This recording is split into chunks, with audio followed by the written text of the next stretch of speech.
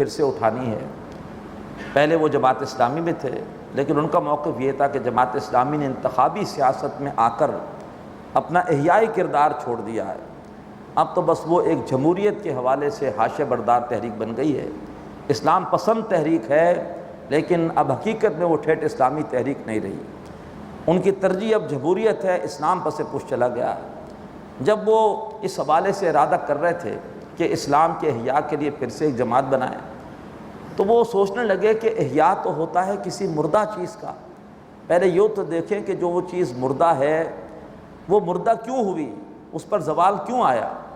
تو سوچنا شروع کیا تو ڈاکٹر صاحب کہتے ہیں کہ اچانک اللہ تعالیٰ نے ذہن میں ایک حدیث ڈال دی جس سے کئی باتوں کے فہم کا دروازہ کھل گیا، جیسے چھوٹی سی چابی سے بڑے خزانے کا دروازہ کھلتا ہے۔ اللہ کے رسول کا ارشاد، لَيَأْتِيَنَّ عَلَىٰ أُمَّتِي مَا أَتَىٰ عَلَىٰ بَنِي إِسْرَائِيلَ حَسْبَ النَّعْلِ بِالنَّعْلِ، میری امت پر بھی وہی حالات آئیں گے جیسے بنی اسرائیل پر آئے، جیسے کہ جوتے پر جوتا مشابہ ہوتا ہے۔ بس یہ حدیث سامنے آئی تو فوراً ذہن چلا گیا کہ بنی اسرائیل پر تو 2 عروج 2 زوال آئے ہیں، ہمارا کیا عالم ہے؟ تو غور کیا، معلوم ہوا کہ ہمارے ساتھ بھی یہ ہو چکا ہے، ہم پر بھی 2 عروج اور 2 زوال آئے ہوئے ہیں۔ ہمارا پہلا عروج شروع ہوا نبی اکرم صلی اللہ علیہ وسلم کے زمانے میں، مکہ فتح ہوا، خلافت راشدہ میں اور عروج بڑھتا چلا گیا، بنو امیہ کے دور میں مزید ترقی ہوئی، بنو عباس کے دور میں کچھ ترقی ہوئی، اور پھر بعد میں بنو عباس کے دور میں ہم پر جو ہے وہ پہلا زوال آنا شروع ہوا۔ جیسے یہودیوں پر پہلا زوال 2 قسطوں میں آیا تھا، آشوریوں نے آ کے پہلے اسرائیلی ریاست تباہ کی اور پھر کلدانیوں نے آ کر بیت المقدس کو تباہ کیا، ہمارے ساتھ بھی یہی ہوا۔ جیسے آشوری آئے تھے شمال سے، صلیبی آئے شمال سے، انہوں نے ہم سے بیت المقدس چھینا، اور اس کے بعد جیسے وہاں پہ کلدانی مشرق سے آئے تھے، ہمارے پہ تاتاری مشرق سے آئے اور ہم پر بھی اس طرح سے زوال آیا۔ اس کے بعد جس طرح سے وہاں دوسرا عروج آیا، ہمارے ہاں بھی تاتاریوں کے ہاتھوں دوسرا عروج آ گیا ہے۔ ایا یورش تاتار کے افسانے سے پاسباں مل گئے کعبے کو صنم خانے سے، تاتاریوں میں سے ایک قبیلہ نکلا عثمانی، اس نے پھر سے خلافت قائم کر دی۔ اور اس کے بعد جیسے وہاں دوسرا زوال رومیوں کے ہاتھوں آیا، ہم پر دوسرا ہاتھ یورپی اقوام کے ہاتھوں آیا۔ ترکی اٹلی آ گیا لیبیا میں، برطانیہ آ گیا ہندوستان اور مصر میں، ڈچ چلے گئے جاوا سماٹرا انڈونیشیا ملیشیا کی طرف، فرانس نے قبضہ کر لیا الجزائر پر۔ تو اس طریقے پر ہم پر بھی دوسرا زوال رومیوں کے ہاتھوں یورپینز کے ہاتھوں آیا۔ تو جس طرح سے یہودی اب اپنے دوسرے زوال کے بعد تیسرے عروج کی کوشش کر رہے ہیں، اسی طریقے پر مسلمان بھی اپنے دوسرے زوال کے بعد تیسرے عروج کی طرف پیش قدمی کرنے کی کوشش کر رہے ہیں، اور براہ راست یورپی اقوام کی غلامی سے اکثر و بیشتر سوائے کچھ علاقوں کے آزاد ہو چکے ہیں۔ براہ راست غلامی سے ویسے تو ابھی بھی کئی اعتبارات سے ان کے مرہون منت ہیں۔ تو یہ تاریخ ڈاکٹر صاحب نے بیان کی، بہت عمدہ ڈاکٹر صاحب کی کتاب ہے، معرکۃ العرا ہے، چھوٹی سی، لیکن تاریخ پر دونوں امتوں کی تاریخ اور ان میں کیا مشابہت ہے، تنظیم اسلامی کا تاریخی پس منظر ضرور پڑھیے۔ آپ کو ان آیات کے حوالے سے بھی بہت عمدہ تشریحات اس کتابچے میں ملیں گی، اور اس کے بعد امت مسلمہ کی تاریخ کے حوالے سے بھی کہ کیسے عروج آیا، کیسے زوال آیا، اب کہاں کھڑے ہیں، اور اپورڈ موومنٹ کس طرح سے ہوگی، اس کے حوالے سے بہت عمدہ ڈاکٹر صاحب کی تقریریں ہیں جو اس کتابچے میں جمع کر دی گئی ہیں۔ آج ہم بھی زوال کا شکار ہیں، ہمیں بھی عروج ملے گا تو قرآن کے ذریعے سے۔ آج یہ آیت ہم سے بحث کر رہی ہے کہ ان ھذا القرآن یہدی للتی ہی اقوم، بے شک یہ قرآن ہے جو ایسی راہ کی طرف ہدایت دیتا ہے جو بالکل سیدھی ہے۔ وَيُبَشِّرُ الْمُؤْمِنِينَ الَّذِينَ يَعْمَلُونَ الصَّالِحَاتِ، اور یہ بشارت دیتا ہے ان مومنوں کو جو اچھے اعمال بھی کریں، أَنَّ لَهُمْ أَجْرًا كَبِيرًا، کہ ان کے لیے بہت بڑا اجر ہے۔ وَأَنَّ الَّذِينَ لَا يُؤْمِنُونَ بِالْآخِرَةِ، اور بے شک وہ لوگ جو آخرت پر ایمان نہیں رکھتے، حساب کتاب کا یقین نہیں رکھتے، أَعْتَدْنَا لَهُمْ عَذَابًا أَلِيمًا، ان کے لیے ہم نے دردناک عذاب تیار کر رکھا ہے۔ اب جیسے عروج اور زوال کا ذکر آیا، اب آپ دیکھیں گے کہ دو متضاد چیزوں کا ذکر آتا رہے گا۔ اب ذکر آئے گا خیر اور شر کا۔ وَيَدْعُ الْإِنسَانُ بِالشَّرِّ، اور انسان اللہ تعالیٰ سے مانگ بیٹھتا ہے شر۔ دعاءہ بالخیر، حالانکہ اس کی دعا ہوتی ہے بظاہر خیر کے لیے. ہمیں پتہ ہی نہیں کہ کون چیز ہمارے لیے شر ہے اور کون سی خیر ہے. ہم اللہ تعالیٰ سے دعا کر رہے ہیں اللہ یہ دے دے یہ دے دے یہ دے دے، اور ممکن ہے ہم ایسی چیز مانگ رہے ہوں جو کہ ہمارے حق میں شر ہو. تو فرمایا کہ انسان اللہ سے مانگ بیٹھتا ہے شر، حالانکہ اس کی دعا ہوتی ہے خیر کے لیے. کیوں؟ مکان الانسان عجولا، اس لیے کہ انسان جلد باز ہے. اس لیے ہونا کیا چاہیے؟ اللہ سے کوئی معین چیز نہیں مانگنی چاہیے. اے اللہ تو جانتا ہے میری ضرورت کیا ہے، لہٰذا مجھے وہ دے جو میرے لیے بہتر ہو. ربنا آتنا فی الدنیا حسنہ وفی الآخرۃ حسنہ وقنا عذاب النار. اے اللہ مجھے دنیا میں بھلائی عطا فرما، مجھے آخرت میں بھلائی عطا فرما، اور مجھے آگ کے عذاب سے بچا. دعا استخارہ اللہ کے رسول صحابہ کرام کو ایسے یاد کراتے تھے جیسے قرآن یاد کراتے تھے، اور اس کے بڑے پیارے الفاظ ہیں کہ اللہ اگر یہ معاملہ میرے دین اور میری دنیا کے لیے خیر ہے تو اسے میرے اختیار میں کر دے، اور اگر یہ معاملہ میرے دین اور میری آخرت کے لیے شر ہے اس کو مجھ سے دور کر دے، مجھے اس سے دور کر دے، اور میرے نصیب میں خیر لکھ دے جہاں کہیں پر بھی ہو. تو ہمیں اپنے معاملات اللہ کے حوالے کر دینے چاہیے. اللہ تعالی ہمیں اس کی توفیق عطا فرمائے. اب زوال عروج شر خیر کے ذکر کے بعد اب اللہ تعالیٰ کی دو متضاد نشانیاں رات اور دن. وجعلنا اللیل والنہار آیتین، اور ہم نے رات اور دن کو بنایا دو نشانیاں. فمحونا آیت اللیل، تو ہم نے رات کی نشانی کو تو بنا دیا ہے مدھم، اسے تو ہم نے سیاہ نشانی بنایا. وجعلنا آیت النہار مبصرہ، اور ہم نے رات دن کی نشانی کو بنایا ہے روشن، دیکھنے والا، دیکھنے کے لیے. کیوں؟ لتبتغوا فضلا من ربکم، تاکہ تم اپنے رب کا فضل تلاش کرو، دن کی روشنی میں اپنی معاشی سرگرمیاں انجام دو اور اپنے رب کا فضل تلاش کر کے اپنی ضروریات پوری کرو. وَلِتَعْلَمُوا عَدَدَ السِّنِينَ وَالْحِسَابَ، اور تاکہ تم جان لو برسوں کی گنتی کو بھی اور حساب کتاب بھی. یہ رات اور دن کا نظام چلتا رہے گا، اسی سے مہینے بنیں گے، اسی سے سال بنیں گے، تاکہ تم سالوں کی گنتی بھی جان لو اور اپنے حساب کتاب بھی لگا لیا کرو کہ کون سا کام تم نے کس مہینے میں کرنا ہے، کون سا کام تم نے کس سال میں کرنا ہے. وَكُلَّ شَيْءٍ فَصَّلْنَاهُ تَفْصِيلًا، اور ہم نے ہر چیز کو کھول کھول کے واضح کر دیا ہے، بیان کر دیا ہے. اب اس کے بعد اچھی اور بری تقدیر. وَكُلَّ إِنسَانٍ أَلْزَمْنَاهُ طَائِرَهُ فِي عُنُقِهِ، اور ہر انسان کی جو بھی قسمت ہے ہم نے چپکا دی ہے اس کی گردن میں. اس کی تقدیر چاہے وہ شر ہو چاہے خیر ہو، اللہ نے اس کی تقدیر لکھ دی ہے. جب بچہ ہوتا ہے 4 مہینے کا رحم مادر میں، اس کی تقدیر لکھ دی جاتی ہے. اب اس کے بعد اس کی زندگی بھی لکھ دی جاتی ہے، اس کا رزق بھی لکھ دیا جاتا ہے. حرام خوریاں کر کے ہم اپنے رزق میں ایک لقمے کا اضافہ نہیں کر سکتے. جو میرے نصیب میں مجھے ملے گا. ہاں میں حرام خوری کرتا ہوں تو اپنا منہ کالا کرتا ہوں. اسی طریقے پر میری زندگی کے دن طے ہیں، لہذا جتنے مرضی حفاظتی اقدامات کیے جائیں ہم اپنی زندگی کو میں اضافہ نہیں کر سکتے. اللہ خود ہی اضافہ کر لے تو وہ ایک الگ بات ہے. تو ہر انسان کی تقدیر ہم نے اس کی گردن میں لکھ دی ہے. لہذا یہ جو بہت سارے وہم ہوتے ہیں کہ میری بائیں آنکھ پھڑک رہی ہے پتہ نہیں کیا ہوگا، دائیں پھڑک رہی ہے تو یہ ہو جائے گا، کالی بلی راستہ کاٹ گئی نہ جانے کیا ہوگا، یہ ساری کی ساری بالکل بیکار باتیں ہیں جن کی کوئی حیثیت نہیں. جو کچھ ہونا ہے اللہ تعالیٰ نے لکھ دیا ہے. ستارے کیا کہہ رہے ہیں اور ستاروں کے حوالے سے فیصلے ہو رہے ہیں. ہندوستان میں تقریب حلف برداری نہیں ہو رہی وزیر اعظم کی، ابھی ستارے موافق نہیں ہیں. جب ستارے موافق ہوئے تو پھر تقریب ہوئی. اسی وزیر اعظم کو پھر ایک خاتون نے خود کا شملے میں اڑا بھی دیا. بچا لیتے اس کو اگر اتنے ہی تمہارے پاس ستاروں کا پورا فہم اور علم تھا. فرمایا ہم نے ہر انسان کی جو بھی تقدیر ہے ہم نے اس کی گردن کے ساتھ چپکا دی ہے. وَنُخْرِجُ لَهُ يَوْمَ الْقِيَامَةِ كِتَابًا يَلْقَاهُ مَنشُورًا، ایک کتاب ہم نے لکھی ہے، کتاب تقدیر. ایک کتاب وہ خود لکھ رہا ہے، روزانہ جو بھی عمل کر رہا ہے وہ عمل بھی لکھا جا رہا ہے. ایک کتاب وہ خود لکھ رہا ہے. روز ہم اپنی کتاب میں ایک صفحے کا اضافہ کر دیتے ہیں. اب یہ خود فیصلہ کر لیں کہ نیکیاں لکھ رہے ہیں کہ برائیاں لکھ رہے ہیں. وَنُخْرِجُ لَهُ يَوْمَ الْقِيَامَةِ كِتَابًا يَلْقَاهُ مَنشُورًا، اور ہم اس کے لیے قیامت کے دن وہ کتاب نکالیں گے جسے پڑھے گا بالکل کھلی کتاب کی طرح. وہ نام اعمال اس کے سامنے قیامت کے دن پیش کر دیا جائے گا.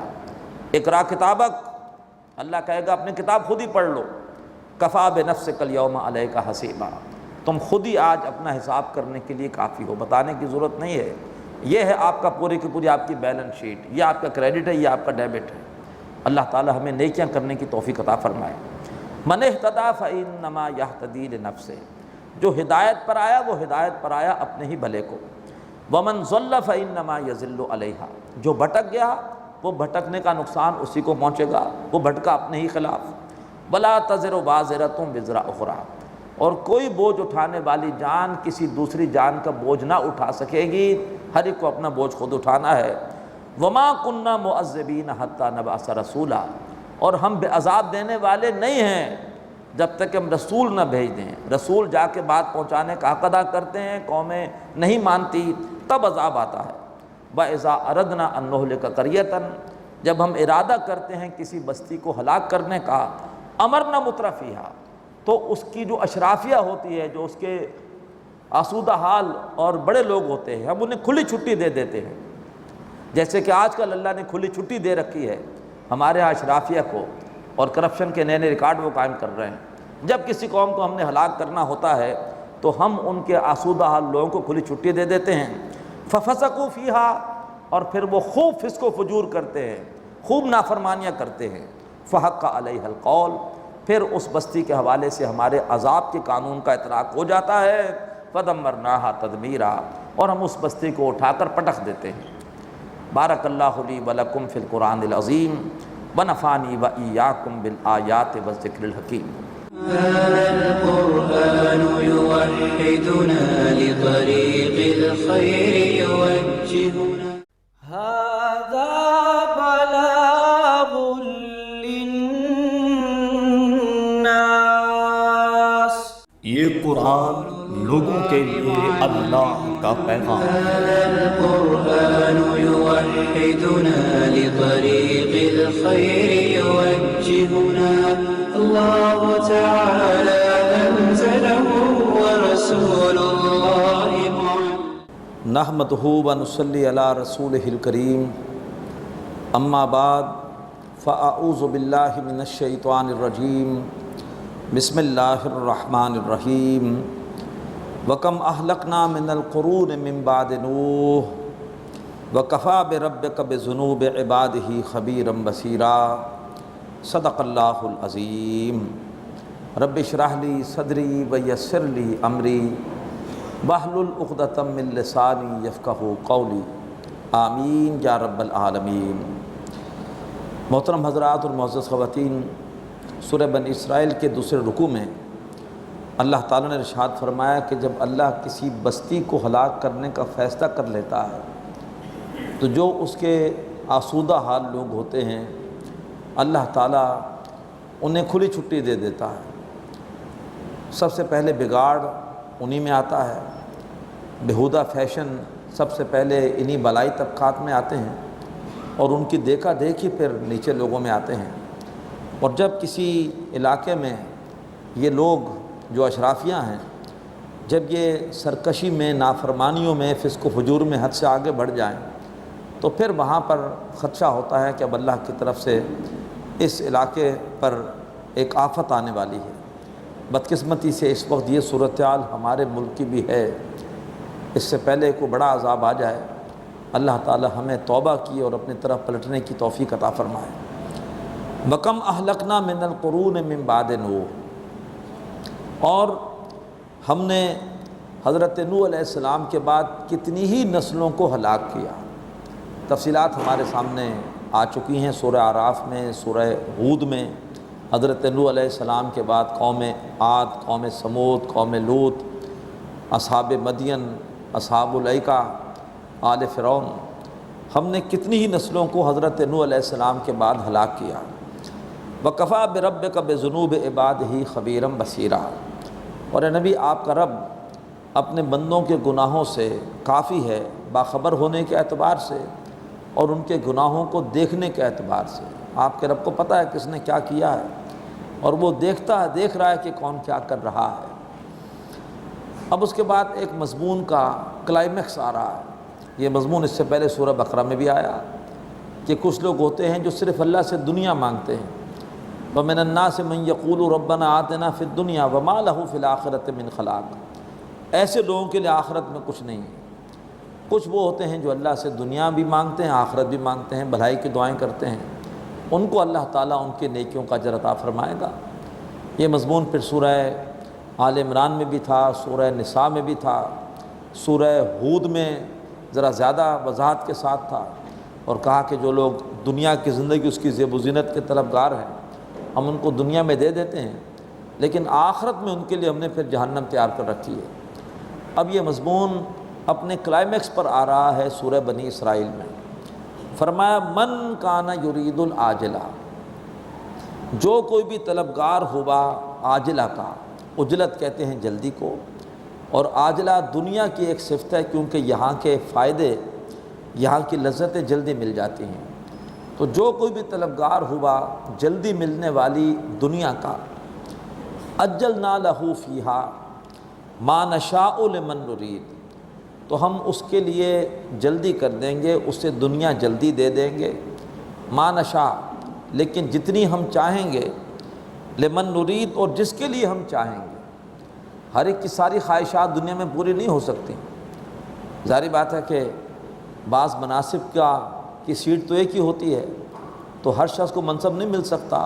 وزیر اعظم ایک ہی بنے گا، صدر ایک ہی بنے گا، کسی حلقے سے ممبر اسمبلی ایک ہی بنے گا۔ تو ہم جتنا چاہتے ہیں، جس کے لیے چاہتے ہیں، اس کو ہم دنیا میں دے دیتے ہیں، لیکن ثم جعلنا لہ جہنم، پھر ان دنیا داروں کے لیے ہم نے تیار کر رکھی ہے جہنم، یصلاھا مذموما مدحورا، وہ بدبخت بد نصیب داخل ہوگا جہنم میں اس حال میں کہ ہوگا مذمت زدہ، دھتکارا ہوا، وہ مدحورا، اور دھکیلا ہوا، خوشی خوشی جہنم میں نہیں جائے گا، اسے گھسیٹ کر جہنم میں پھینکا جائے گا۔ اللہ تعالی ہمیں دنیا داری سے محفوظ فرمائے۔ اس کے برعکس ومن اراد الآخرہ، اور جس نے ارادہ کیا آخرت کا، جو طلبگار ہوا آخرت کا، یہ نہیں صرف دعائیں کر رہا ہے، بلکہ فرمایا وسعی لہا سعیہا، اور اس نے اس کے لیے کوشش بھی کی، وہو مومن، اور یہ کہ مومن بھی ہے، نمبر ایک مسلمان ہے، کافر نہیں ہے، نمبر دو اس کی نیکیاں صرف اللہ کے لیے ہیں، آخرت کے اجر کے لیے ہیں، اس کی نیکیوں میں خلوص بھی ہے۔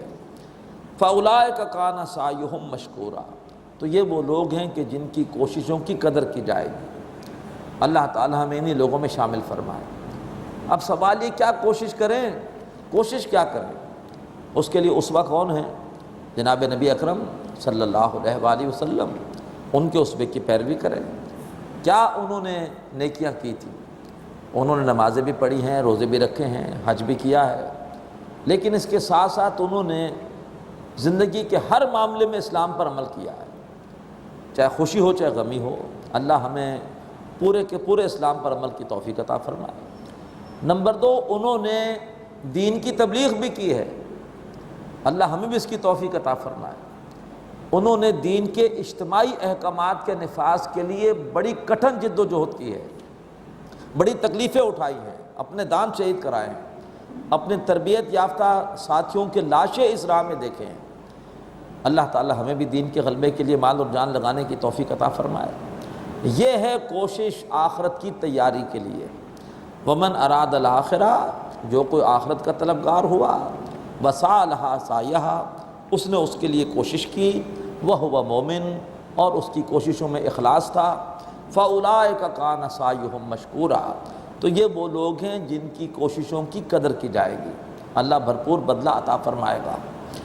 کُلًّا نُمِدُّ ہَٰؤُلَاءِ وَہَٰؤُلَاءِ مِنْ عَطَاءِ رَبِّکَ، یہ جو سب کے سب ہیں، دنیا دار ہیں اور آخرت کے طلبگار ہیں، ان سب کو ہم دے رہے ہیں اے نبی آپ کے رب کی عطا سے۔ اللہ تعالیٰ دنیا میں کسی کو بھوکا نہیں سلاتا، دنیا میں اللہ تعالیٰ دنیا داروں کو بھی دے رہا ہے، اور دنیا میں اللہ تبارک و تعالیٰ آخرت کے طلبگاروں کو بھی دے رہا ہے۔ وما کان عطاء ربک محظورا، اور اے نبی جو آپ کے رب کی عطا ہے اس میں کوئی روک نہیں ہے۔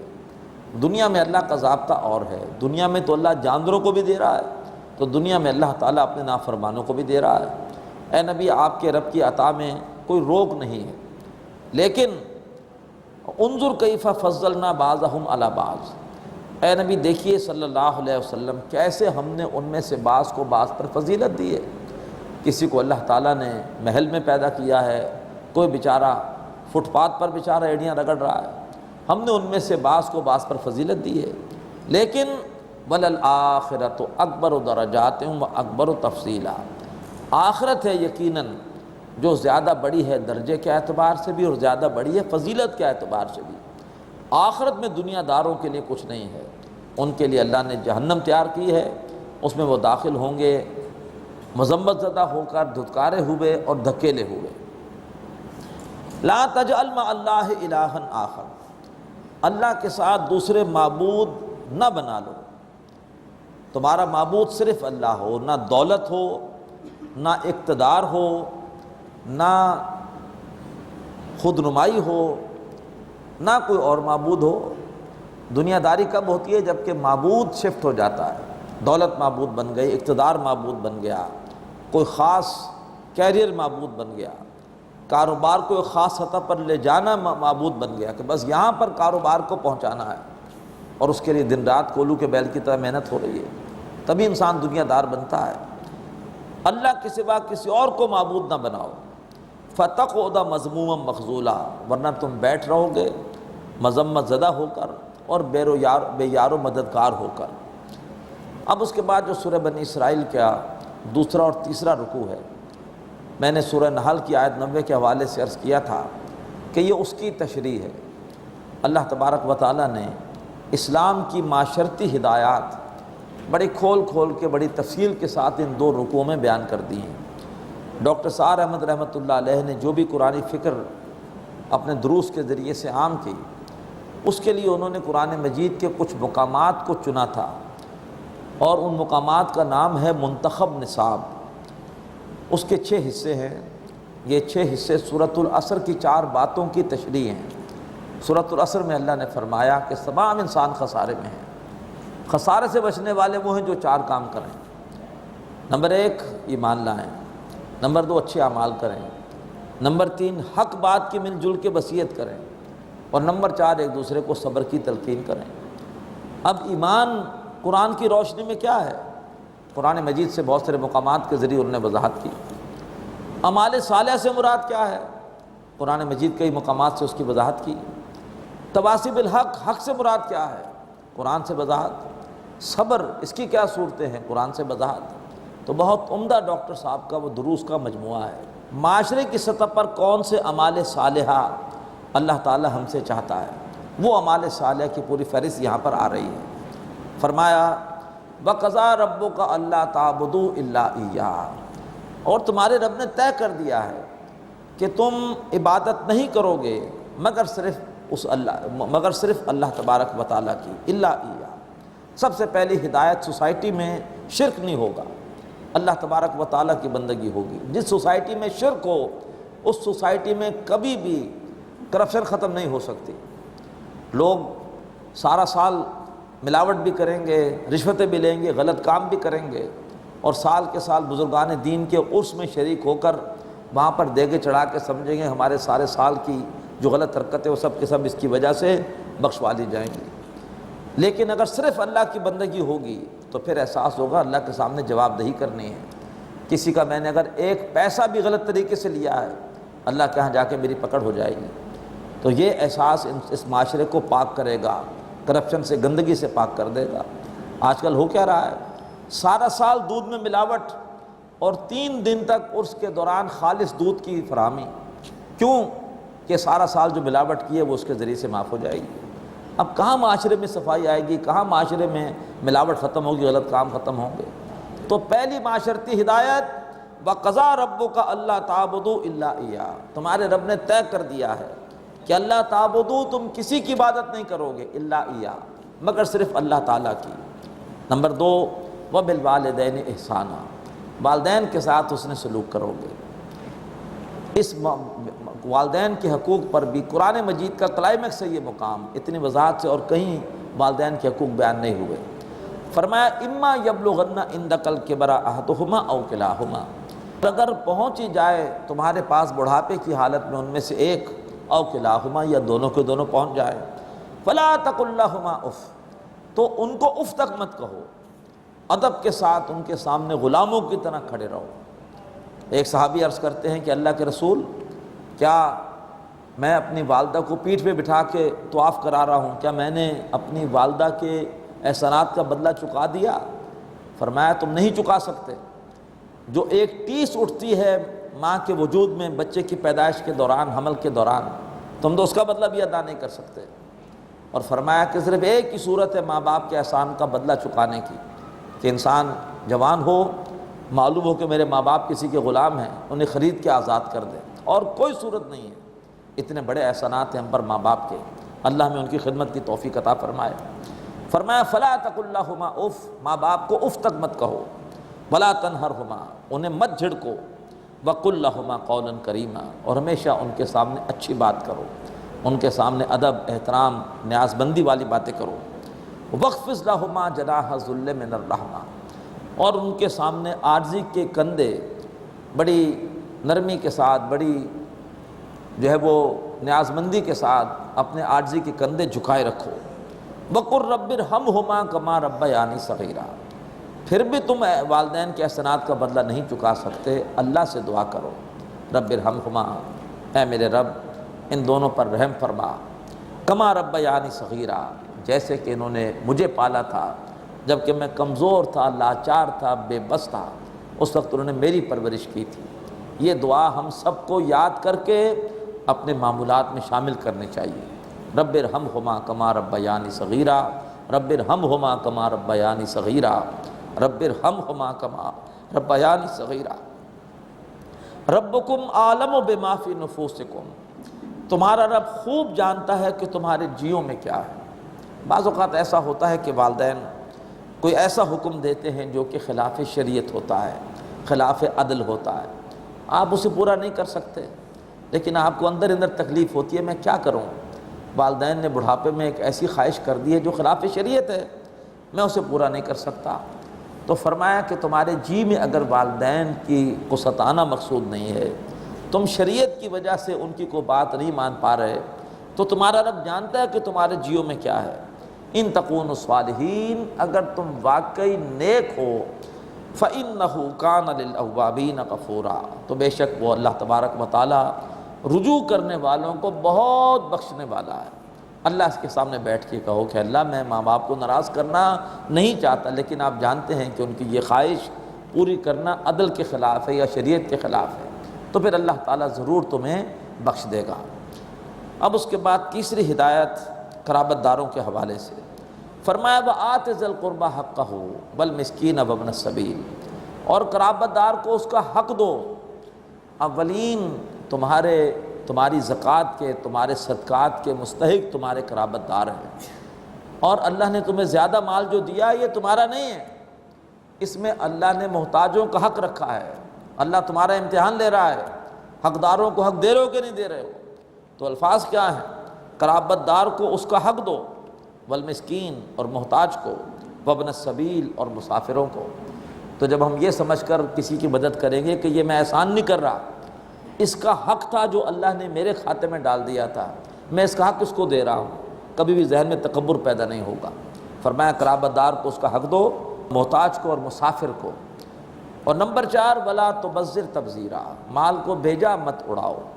ایک ہوتا ہے اسراف، ضرورت پر ضرورت سے زیادہ خرچ کر دینا، اچھی بات نہیں ہے، اللہ پسند نہیں کرتا اس کو بھی۔ ولیمہ کیا ہے ضرور کریں، سنت سے ثابت ہے، لیکن ناموری کے لیے اس میں میٹھے کے ساتھ ڈشیں تھیں جناب، بڑا زبردست ولیمہ کیا انہوں نے، صرف میٹھے کے ساتھ ڈشیں تھیں، تو یہ جو حرکتیں ہیں یہ اسراف ہے، یہ اللہ کو پسند نہیں ہے۔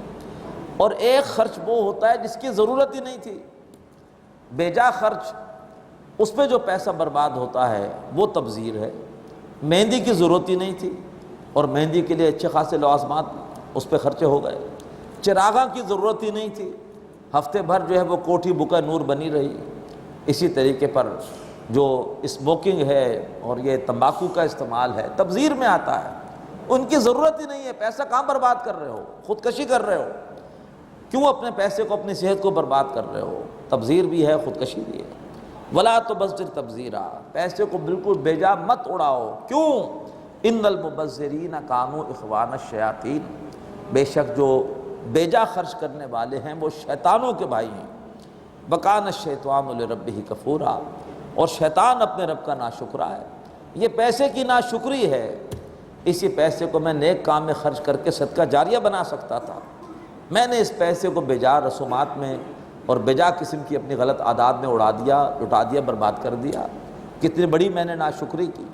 بیجا خرچ کرنے سے شیطان کا کام بھی پورا ہوتا ہے، آپس میں نفرتیں پیدا ہوتی ہیں جو شیطان چاہتا ہے۔ گھر میں ایک چوکیدار ہے، مقروض ہے، پریشان ہے، اسی گھر میں شادی ہو رہی ہے اور جس میں پیسہ برباد ہو رہا ہے، اس کو غصہ آتا ہے کہ نہیں آتا؟ نفرت پیدا ہوتی ہے کہ یہ پیسے کو برباد کر رہے ہیں اور میں دو جو ہے وہ پائی کو جو ہے وہ ترس رہا ہوں۔ اور بعض اوقات گھر کا ناظم اٹھتا ہے اور پھر وہی گھر کے مالک کو مار کر پیسہ لوٹ کے بھاگ جاتا ہے۔ ایسے کئی واقعات ہمارے یہاں بھی ایسے ہو چکے ہیں۔ تو اس کی وجہ سے باہمی نفرت آپس میں پیدا ہوتی ہے۔ جو ضرورت مند ہیں ان کو دیکھ دیکھ کے غصہ آتا ہے کہ ایک ہمارے پاس ضروریات کے لیے پیسہ نہیں ہے، ایک طرف یہاں پر یہ پیسہ بیجا اڑایا جا رہا ہے۔ یہ شیطانی کام ہے جس سے شیطان خوش ہوتا ہے، وہ چاہتا ہے کہ لوگوں کے درمیان نفرتیں پیدا ہوں۔ نمبر 5، وَإِمَّا تُعْرِضَنَّ عَنْهُمُ ابْتِغَاءَ رَحْمَةٍ مِّن رَبِّكَ، اور اگر تمہیں کبھی ضرورت مندوں سے اعراض کرنا پڑے کہ تم خود اپنے رب کی رحمت کے امیدوار ہو، تمہارے پاس خود اس وقت پریشانی ہے مالی اور تم ان کی مدد نہیں کر سکتے، محتاج آ گیا ہے تم سے کچھ مانگنے کے لیے، فرمایا وَإِمَّا تُعْرِضَنَّ عَنْهُمُ ابْتِغَاءَ رَحْمَةٍ مِّن رَبِّكَ تَرْجُوهَا، اگر تمہیں ان سے اعراض کرنا پڑے بسبب اس کے کہ تم خود اپنی رحمت کے امیدوار ہو، اپنے رب کی رحمت کے امیدوار ہو، فَقُلْ لَهُمْ قَوْلًا مَيْسُورًا، تو تم ان سے بات کرو بڑی نرمی کے ساتھ، ایسے نہیں غصے میں کہو کہ تم پہلے بھی لے جاتے رہے ہو، ہمیشہ میں نے تمہاری مدد کی ہے، اب تم پھر آ گئے ہو۔ ایسا نہ ہو کہ اس طرح کسی پر طنز کرنے سے پچھلا صدقہ بھی ضائع ہو جائے۔ لا تبطلوا صدقاتکم بالمن والعذا، احسان جتلا کر کسی کو دکھ دے کے اپنے صدقات کو باطل نہ کرو، بڑی عاجزی کے ساتھ کہو کہ بھائی دعا کرو اللہ سے میرے حالات ٹھیک ہو جائیں، انشاءاللہ میں ضرور جیسے حالات ٹھیک ہوں گے آپ کی مدد کرنے کی کوشش کروں گا۔ عاجزی سے، انکساری سے معذرت کرو۔ نمبر 6، ولا تجعل یدک مغلولۃ الی عنقک، اور دیکھو اپنے ہاتھ کو بالکل گردن سے نہ لگا لو، بخل نہ کرو۔ ولا تبسطھا کل البسط، اور نہ ہی اپنے ہاتھ کو بالکل ہی کھول دو۔ ایسا بعض اوقات جذبہ آیا نیکی کا کہ انسان سب کچھ لٹانے پر تیار ہے، تو میانہ روی اختیار کرو۔ بعض صحابہ کو اللہ کے رسول روک دیتے تھے، پورا باغ اللہ کی راہ میں دینا چاہتا ہوں، نہیں، آدھا نہیں، 1/3 کافی ہے۔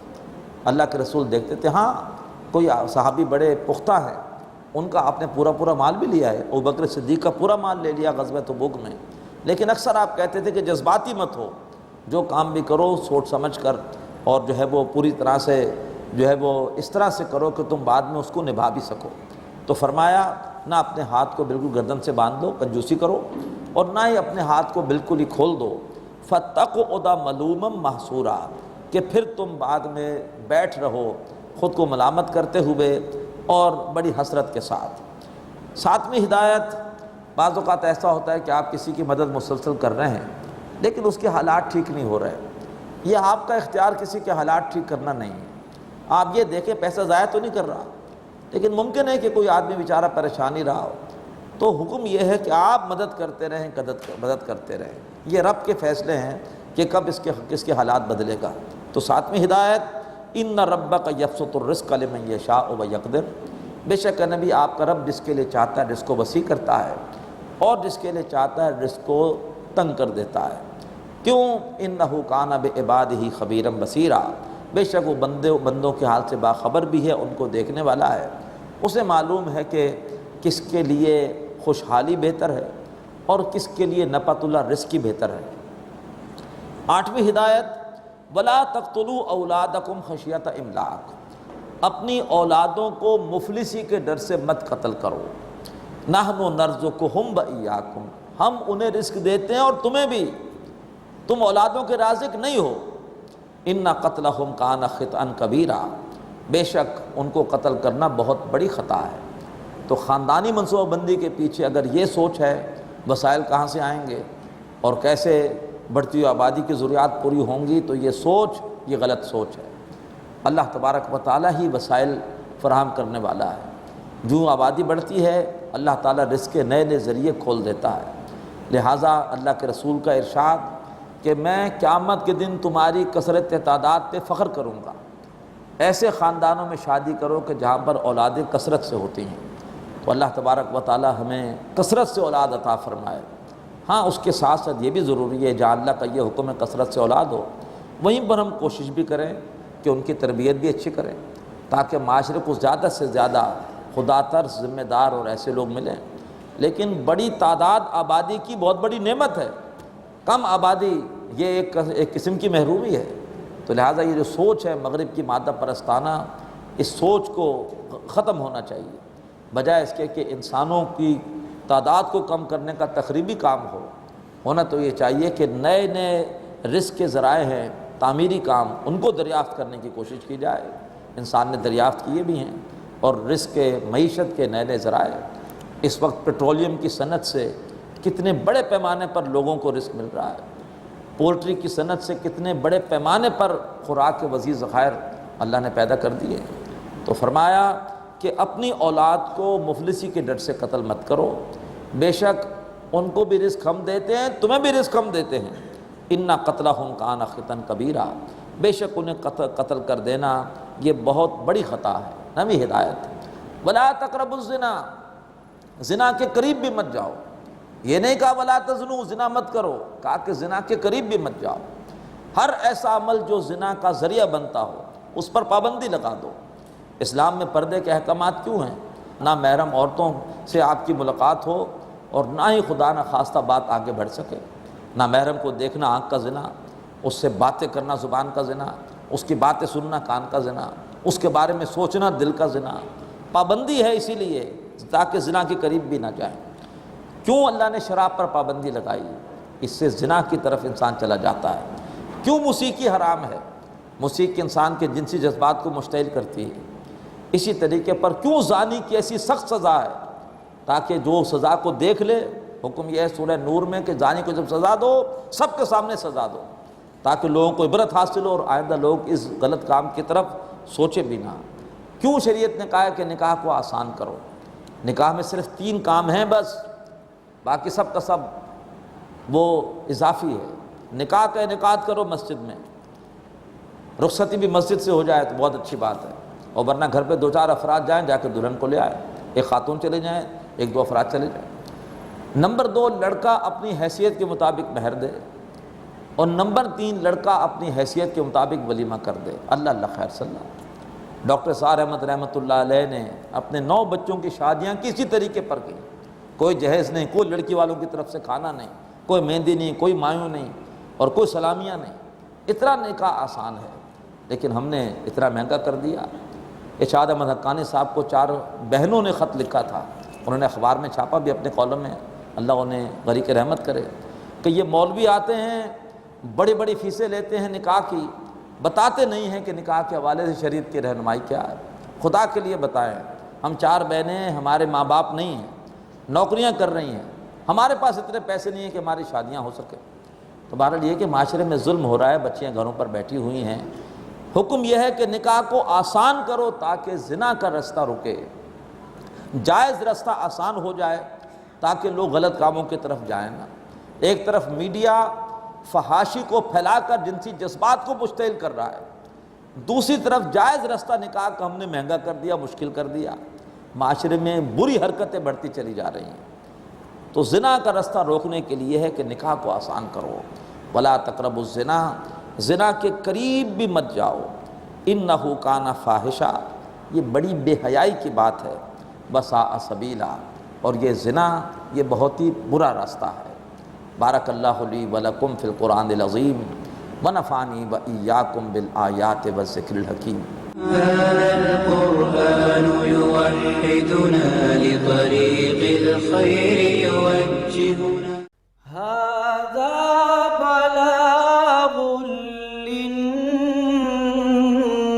للناس، یہ قرآن لوگوں کے لیے اللہ کا پیغام۔ هذا القرآن يوحدنا لطريق الخير يوجهنا الله تعالى أنزله ورسول الله معلم نحمده ونصلي على رسوله الكريم اما بعد فاعوذ باللہ من الشیطان الرجیم بسم اللہ الرحمن الرحیم ولا تقتلوا النفس التي حرم اللہ الا بالحق ومن قتل مظلوما فقد جعلنا لولیہ سلطانا فلا يسرف في القتل انه كان منصورا صدق اللہ العظیم۔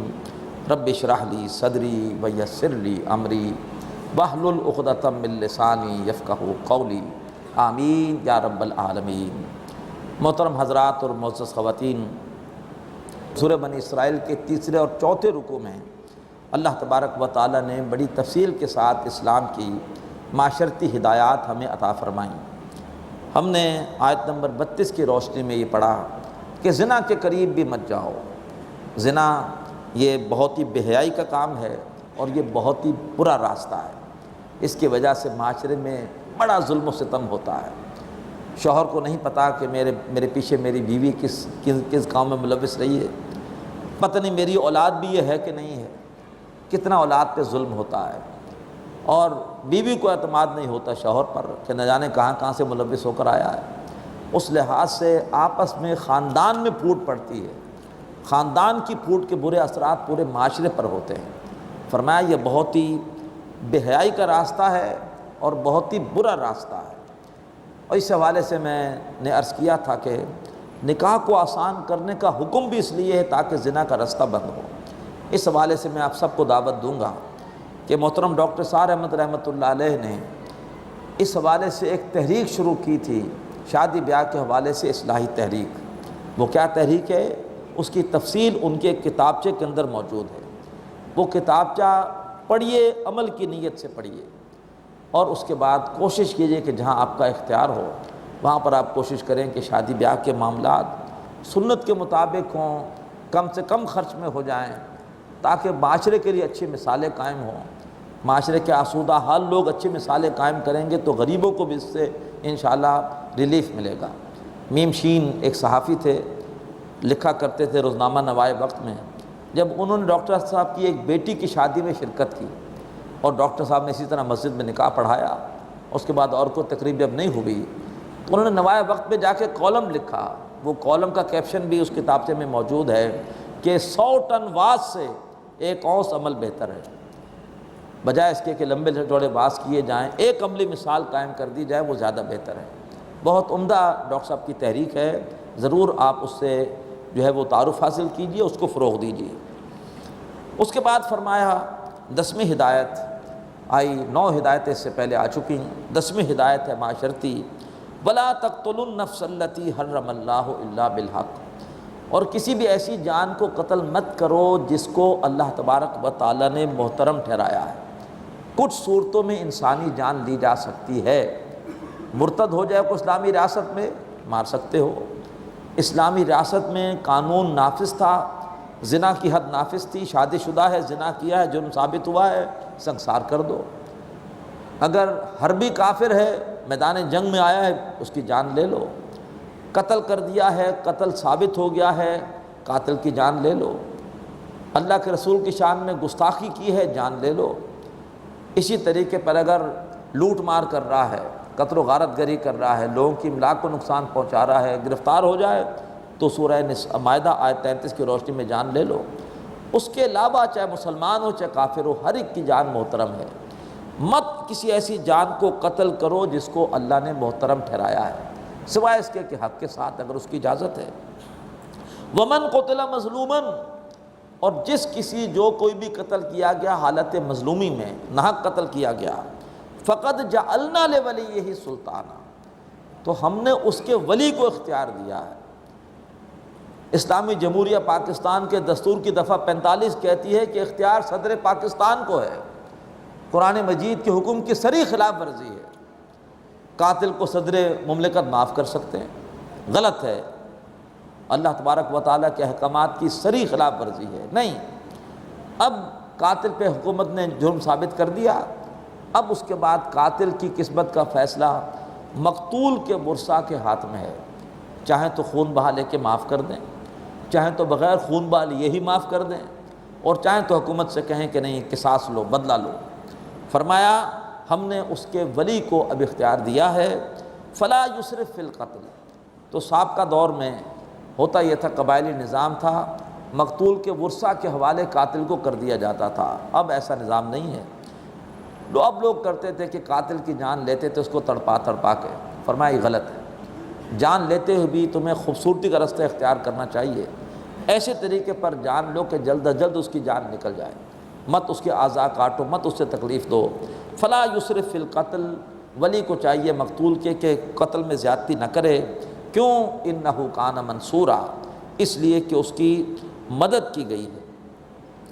اب اس کے بعد جو ہے وہ 11ویں ہدایت، ولا تقربوا مال الیتیم الا باللتی ہی احسن، یتیم کے مال کے قریب بھی نہ جاؤ مگر اس طریقے پر جو بہت ہی عمدہ ہے، جس سے اس کے مال کی حفاظت ہو، اس کے مال میں کوئی اضافہ ہو، اسے کہیں انویسٹ کر کے اور جو ہے وہ پوری دیانتداری سے اس انویسٹمنٹ کے اوپر نظر رکھو، کوشش کرو کہ اس کے مال میں اضافہ ہوتا رہے۔ یہاں حتیٰ یبلغ اشدہ، یہاں تک کہ یتیم اپنی سمجھ کی عمر کو پہنچ جائے۔ اور اس کے بعد 12ویں ہدایت، وَأَوْفُوا بِالْعَهْدِ، اور عہد کو پورا کرو، جو بھی وعدہ کرو اس کو نبھاؤ، یہ نہ کہو کہ وہ وعدہ ہی کیا جو وفا ہو گیا اور وہ قرضہ ہی کیا جو ادا ہو گیا، نہیں، جو بھی عہد کرو اسے پورا کرو۔ کیوں؟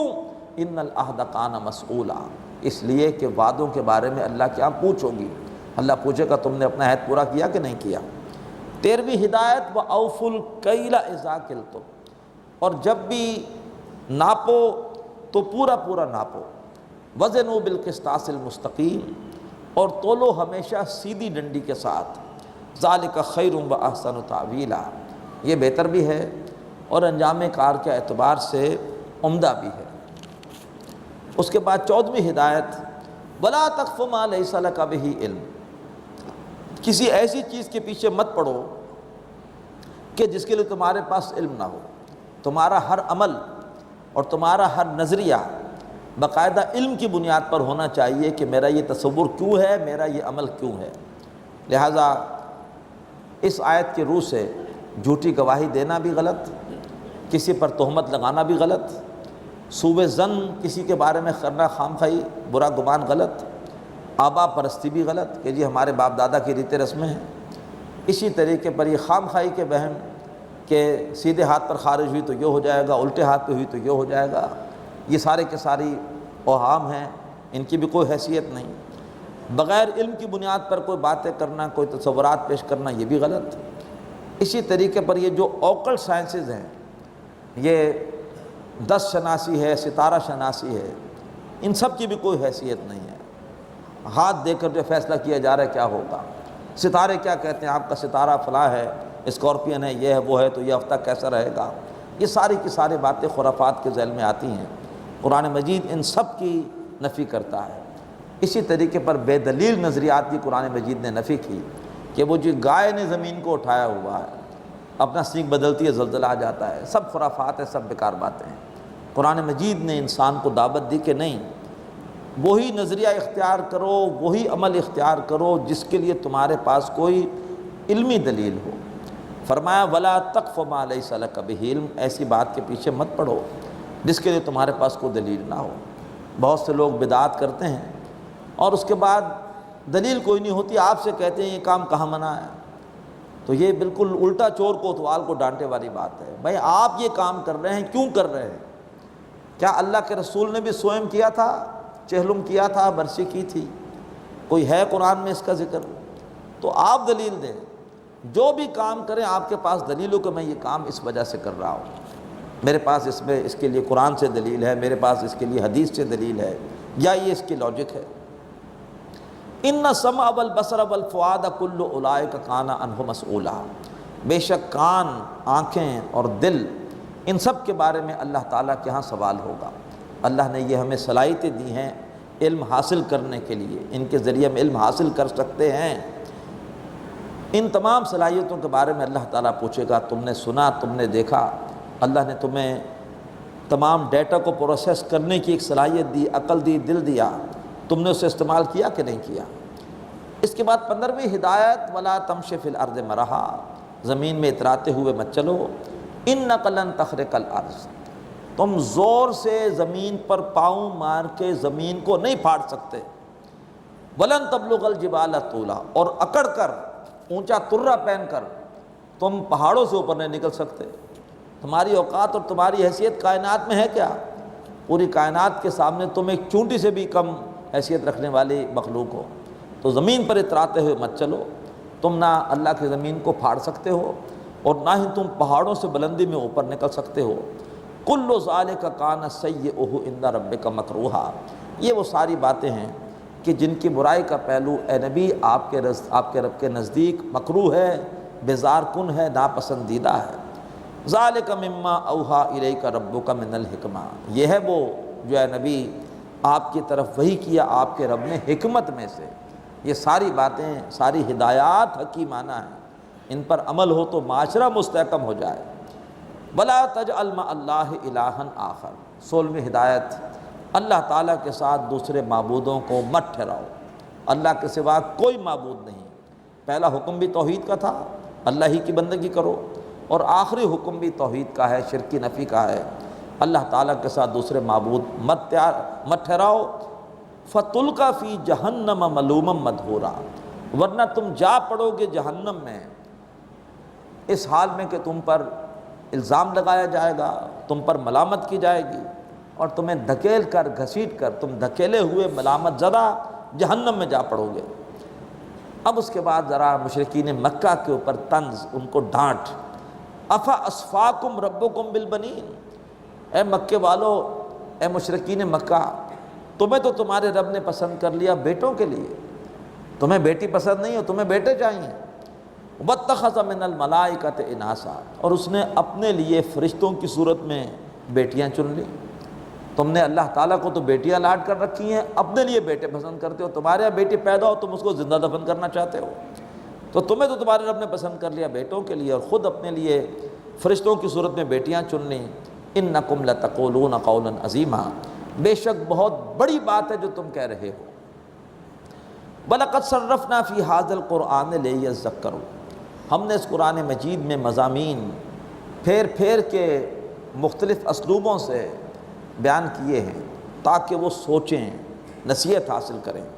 وَمَا يَزِيدُهُمْ إِلَّا نُفُورًا، مگر اس قرآن نے ان کے لیے نہیں بڑھایا مگر اور نفرت کو۔ جتنا قرآن سنتے ہیں بدبختوں کی نفرت میں، بدکنے میں اور اضافہ ہوتا ہے۔ قُلْ لَوْ كَانَ مَعَهُ آلِهَةٌ، اے نبی ان سے کہیے کہ اگر اللہ تعالیٰ کے ساتھ اور بھی معبود ہوتے، کما یقولون، جیسے کہ وہ کہہ رہے ہیں، اذا لابتغوا الی ذی العرش سبیلا، تو پھر وہ عرش کی طرف راہ ڈھونڈنے کی کوشش کرتے۔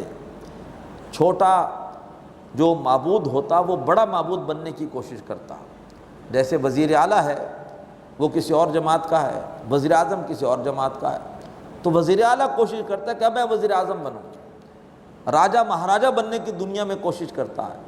تو اگر دنیا میں بھی ایک بڑے معبود کے ساتھ کوئی چھوٹے معبود ہوتے تو وہ کہتے آخر یہ ہمیشہ بڑا معبود کیوں رہے، کیوں نہ میں بن جاؤں، معاذ اللہ ثم معاذ اللہ۔ تو اگر اللہ تعالیٰ کے ساتھ کوئی دوسرے معبود بھی ہوتے، وہ ضرور جو اللہ تعالیٰ کا عرش ہے اس تک پہنچنے کے لیے کوئی رستہ ڈھونڈتے۔ سبحانہ و تعالی عما یقولون علوا کبیرا، پاک ہے وہ اللہ اور بلند و بالا ہے ان باتوں سے جو وہ کہہ رہے ہیں، بہت بڑی بلندی کے ساتھ، بہت بڑی بلندی کے ساتھ وہ پاک ہے ان تمام گمراہ کن باتوں سے جو یہ مشرکین کہہ رہے ہیں۔ تو سبح لہ السماوات السبع والارض، تسبیح کرتے ہیں اس کے لیے ساتوں کے ساتوں آسمان اور زمین، ومن فیہ، اور ہر وہ مخلوق جو ان آسمانوں اور زمین میں ہے وہ بھی اللہ کی تسبیح کر رہی ہے۔ وَإِن مِّن شَيْءٍ إِلَّا يُسَبِّحُ بِحَمْدِهِ، اور کوئی بھی چیز نہیں ہے مگر یہ کہ وہ اللہ کی تسبیح کر رہی ہے اس کی حمد کے ساتھ۔ وَلَٰكِن لَّا تَفْقَهُونَ تَسْبِيحَهُمْ، لیکن تم ان کی تسبیح کو سمجھ نہیں سکتے۔ ایک تسبیح ہمیں سمجھ میں آتی ہے، پھولوں کی نازک پتی اپنی تخلیق سے پکار کر کہہ رہی ہے کہ میرا بنانے والا بہت بڑا کاریگر ہے، جس نے ایسی نازک شے بنائی ہے، جس میں ایسی خوشبو بھی ہے، جس میں رنگوں کے ایسے پیارے شیڈ بھی ہیں، تو وہ اپنے زبان حال سے تو اپنے خالق کی پاکی بیان کر رہی ہے۔ اللہ فرماتا ہے کہ ہر شے کو اللہ نے قوت گویائی بھی دی ہے، وہ اپنی زبان سے بھی اللہ کی تسبیح کر رہے ہیں۔ حضرت داؤد علیہ السلام جب ہم کے ترانے پڑھتے تھے، ہم پڑھیں گے آگے چل کر کہ ان کے ساتھ پہاڑ بھی وجد میں آ جاتے تھے، پرندے بھی ان کے ساتھ ہم کے ترانوں میں شریک ہو جاتے تھے۔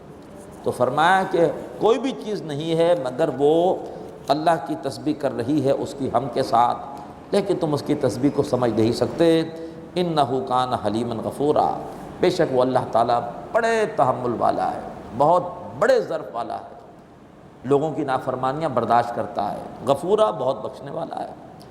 وَإِذَا قَرَأْتَ الْقُرْآنَ جَعَلْنَا بَيْنَكَ وَبَيْنَ الَّذِينَ لَا يُؤْمِنُونَ بِالْآخِرَةِ حِجَابًا مَسْتُورًا۔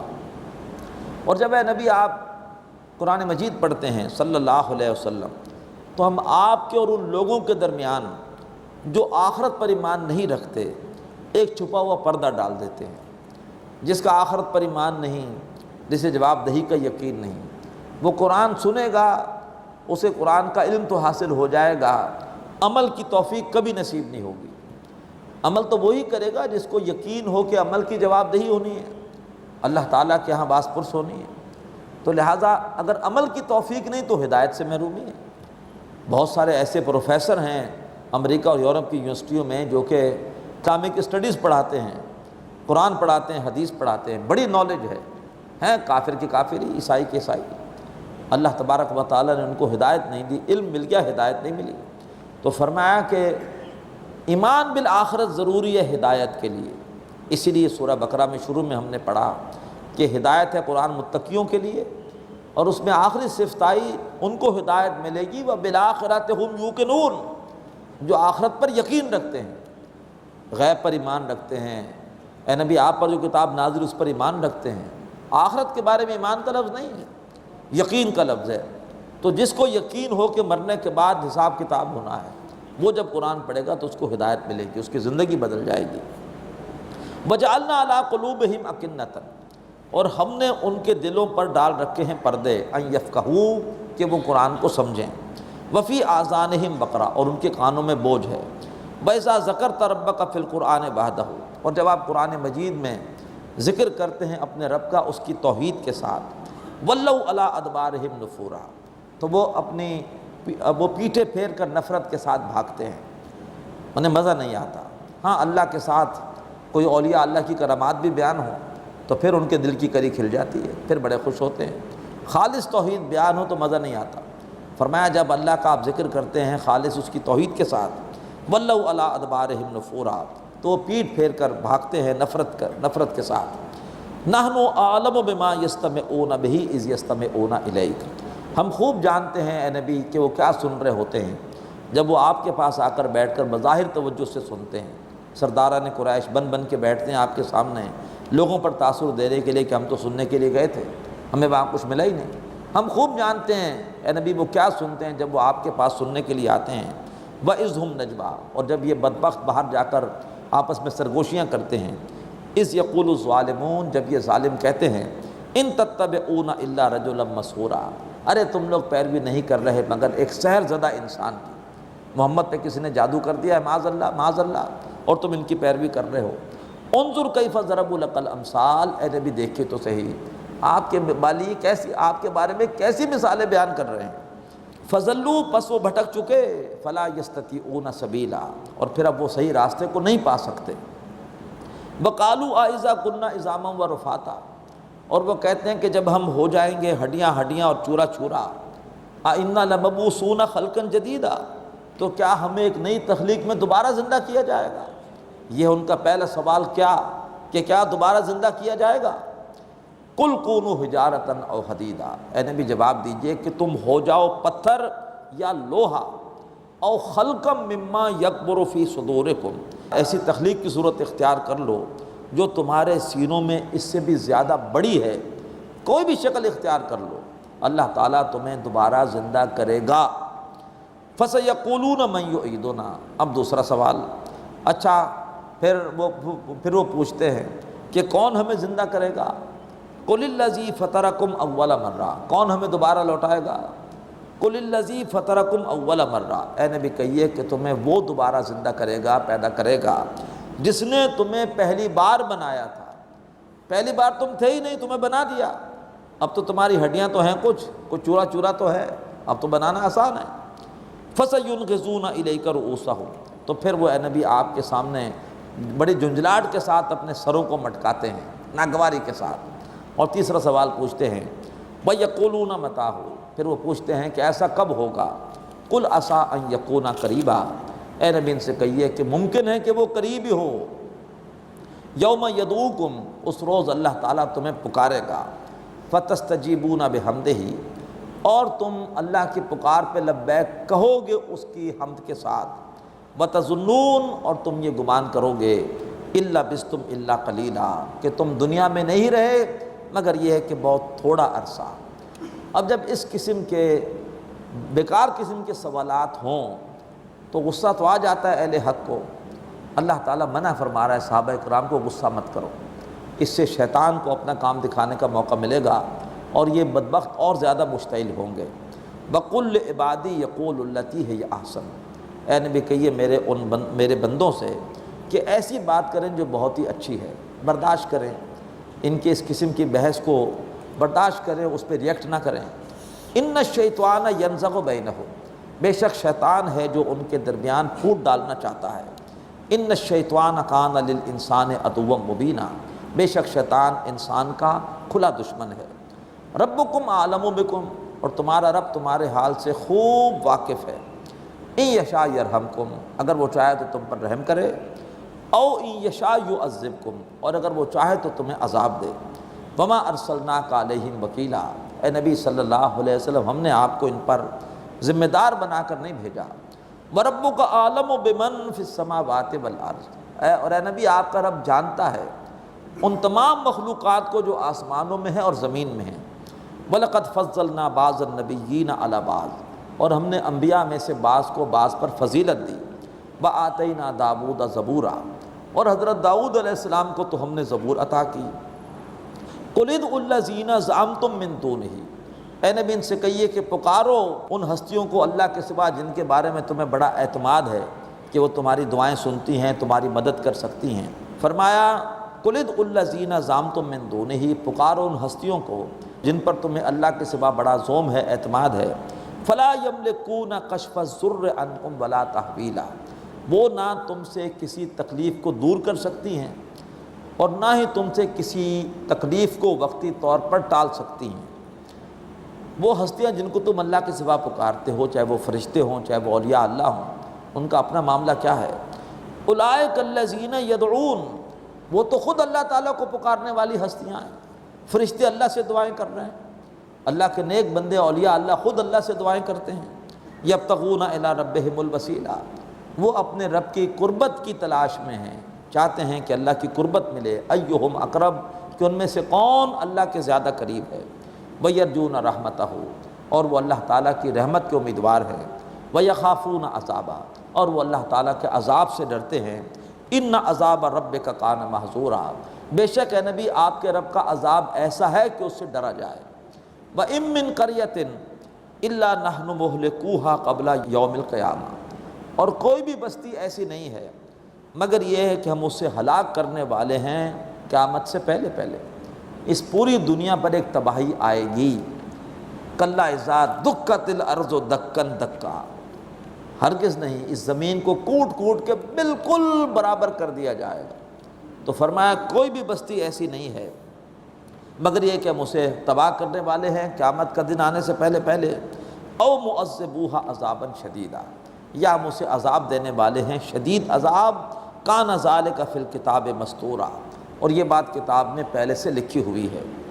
وَمَا مَنَعَنَا أَن نُرْسِلَ بِالْآيَاتِ، اور ہمیں نہیں روکا کہ ہم معجزات بھیجتے۔ فرمائشی معجزے کا مطالبہ بار بار ہمارے سامنے آیا ہے قرآن میں مشرکین مکہ کی طرف سے۔ فرمایا ہمیں نہیں روکا کہ ہم معجزات بھیجتے، إِلَّا أَن كَذَّبَ بِهَا الْأَوَّلُونَ، مگر اس بات میں روکا کہ ایسے معجزات کو پہلے لوگوں نے جھٹلایا۔ وَآتَيْنَا ثَمُودَ النَّاقَةَ مُبْصِرَةً، ہم نے قوم ثمود کو اونٹنی دی تھی بالکل ان کی آنکھوں کے سامنے۔ مطالبہ کیا کہ اے نبی، اے صالح، اس پہاڑ میں سے اونٹنی نکال کے دکھاؤ، ہم نے نکال کے دکھا دی، لیکن فظلموا بہا، ان بدبختوں نے اس اونٹنی کے ساتھ ظلم کیا، اس کو مار دیا، اور پھر وہ عذاب کے مستحق ہو گئے۔ وما نرسل بالآیات الا تخویفا، اور ہم نہیں بھیجتے معجزات یا نشانیاں مگر یہ کہ لوگوں کو ڈرانے کے لیے۔ اب اس کے بعد کچھ آیات متشابہات کا ذکر ہے۔ وَإِذْ قُلْنَا لَكَ إِنَّ رَبَّكَ أَحَاطَ بِالنَّاسِ، اور اے نبی جب ہم نے یہ کہا کہ آپ کا رب تمام لوگوں کو گھیرے ہوئے ہے بیک وقت، اسے ہر ایک کے بارے میں پتہ ہے کہ وہ کیا کر رہا ہے، تو یہ بات ان کافروں کو سمجھ نہیں ہے کیسے ممکن ہے، اس لیے کہ ہماری توجہ تو کسی ایک کی طرف ہوتی ہے، اللہ تعالیٰ کی توجہ ہر ایک کی طرف ہے۔ نمبر 2، وَمَا جَعَلْنَا الرُّؤْيَا الَّتِي أَرَيْنَاكَ إِلَّا فِتْنَةً لِلنَّاسِ، اور وہ جو ہم نے آپ کو مشاہدہ کرایا تھا معراج کی شب، اسے ہم نے پھر لوگوں کے لیے فتنہ بنا دیا۔ لوگ حیران ہیں کیسے ہو گیا کہ ایک ہی رات میں اتنا لمبا سفر ہو گیا، بیت المقدس کا بھی آسمانوں کا بھی۔ وَالشَّجَرَةَ الْمَلْعُونَةَ فِي الْقُرْآنِ، اور جو قرآن میں ملعون درخت کا ذکر کیا گیا، زقوم کا درخت ہے اور وہ جہنم کی جڑ سے نکلے گا۔ حیران ہے کیسے ہوگا، آگ میں سے درخت نکلے، یہ بات ان کو سمجھ میں نہیں آ رہی۔ فرمایا وَنُخَوِّفُهُمْ، ان باتوں کے ذریعے ہم انہیں ڈرا رہے ہیں۔ فَمَا يَزِيدُهُمْ إِلَّا طُغْيَانًا كَبِيرًا، مگر یہ باتیں، یہ قرآن ان کے لیے اضافہ نہیں کر رہا مگر یہ ہے کہ بہت بڑی سرکشی کا۔ بارک اللہ لی ولکم فی القرآن العظیم ونفعنی وإیاکم بالآیات والذکر الحکیم۔ هذا القرآن يوحدنا لطريق الخير يوجهنا هذا بلاغ